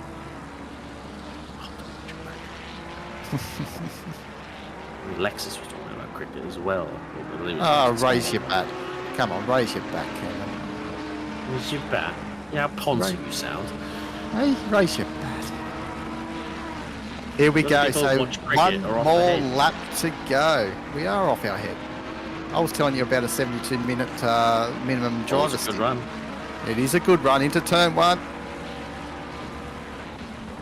Well, Connor's wise enough and old enough to not go for a half move.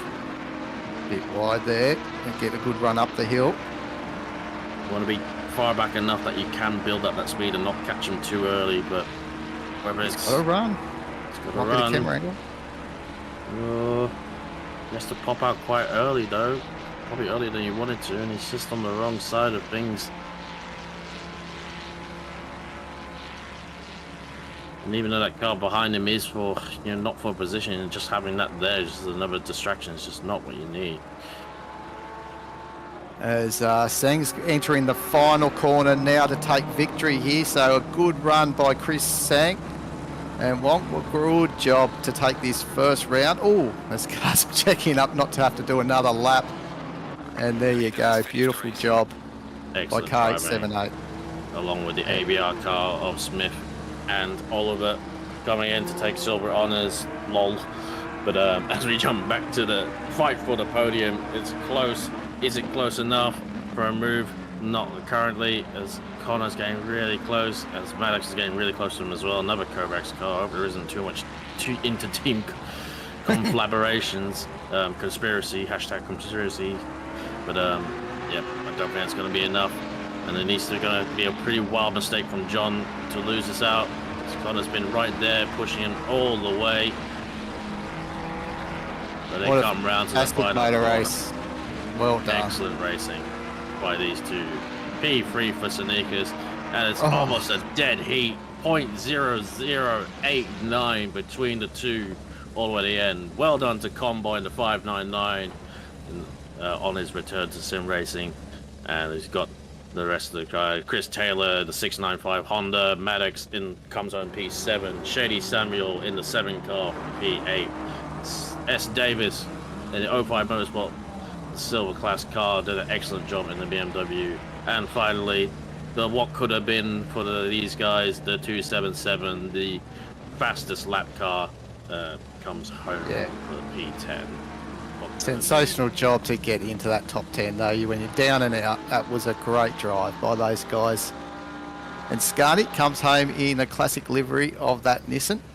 And Rashuti, good job there in Italy. Oh, I think they're all, as they're dropping out, we've got the positions a little bit wrong there, but what a great drive this was for the all these drivers involved. Sensational race. Another GTR top 10, yes.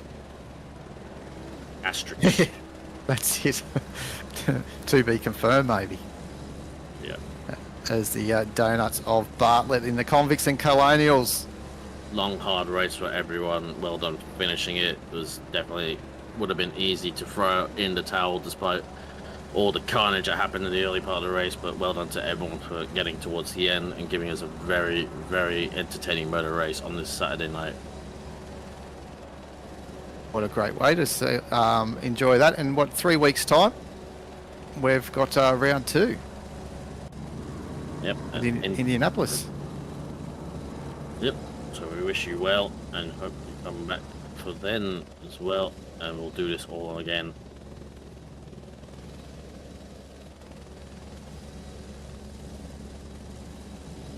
So just waiting for us to go over so we can go and celebrate the top 3 of the individual classes.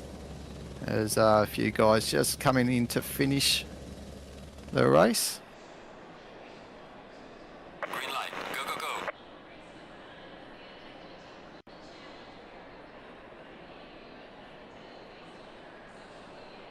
And overall, we have, obviously, as we know, Sang takes out the victory in the BMW with Smith in second and Sonicus in third. And the silver class, That great drive by Smith and Oliver in the Nissan, Matic in second with Rochford, and don't forget Davis and Brooke in the BMW in third. Pro-Am goes to Vinny and Chalmers, and then second Scarney and Crick in that Nissan. Good job by those two, and then Brimblecombe and Holmes in third position. And the AM class, the most exciting class out there, McAdam and Smith takes that in the AMR Vantage of the Aston Martin. Schmeitzer and Levin, and then Davey and Slade. Well done to those guys. And a big special mention to myself and Michael Evans in fourth position in the 116 Aston Martin. No, you're not allowed to do that. No self-promotion. There you go. Edit I'm that. happy with that. Edit that. This is not live. This is scripted. This is a video. So there we go, guys. Hope you enjoyed that race for round one of the American Duo Series here at OOR.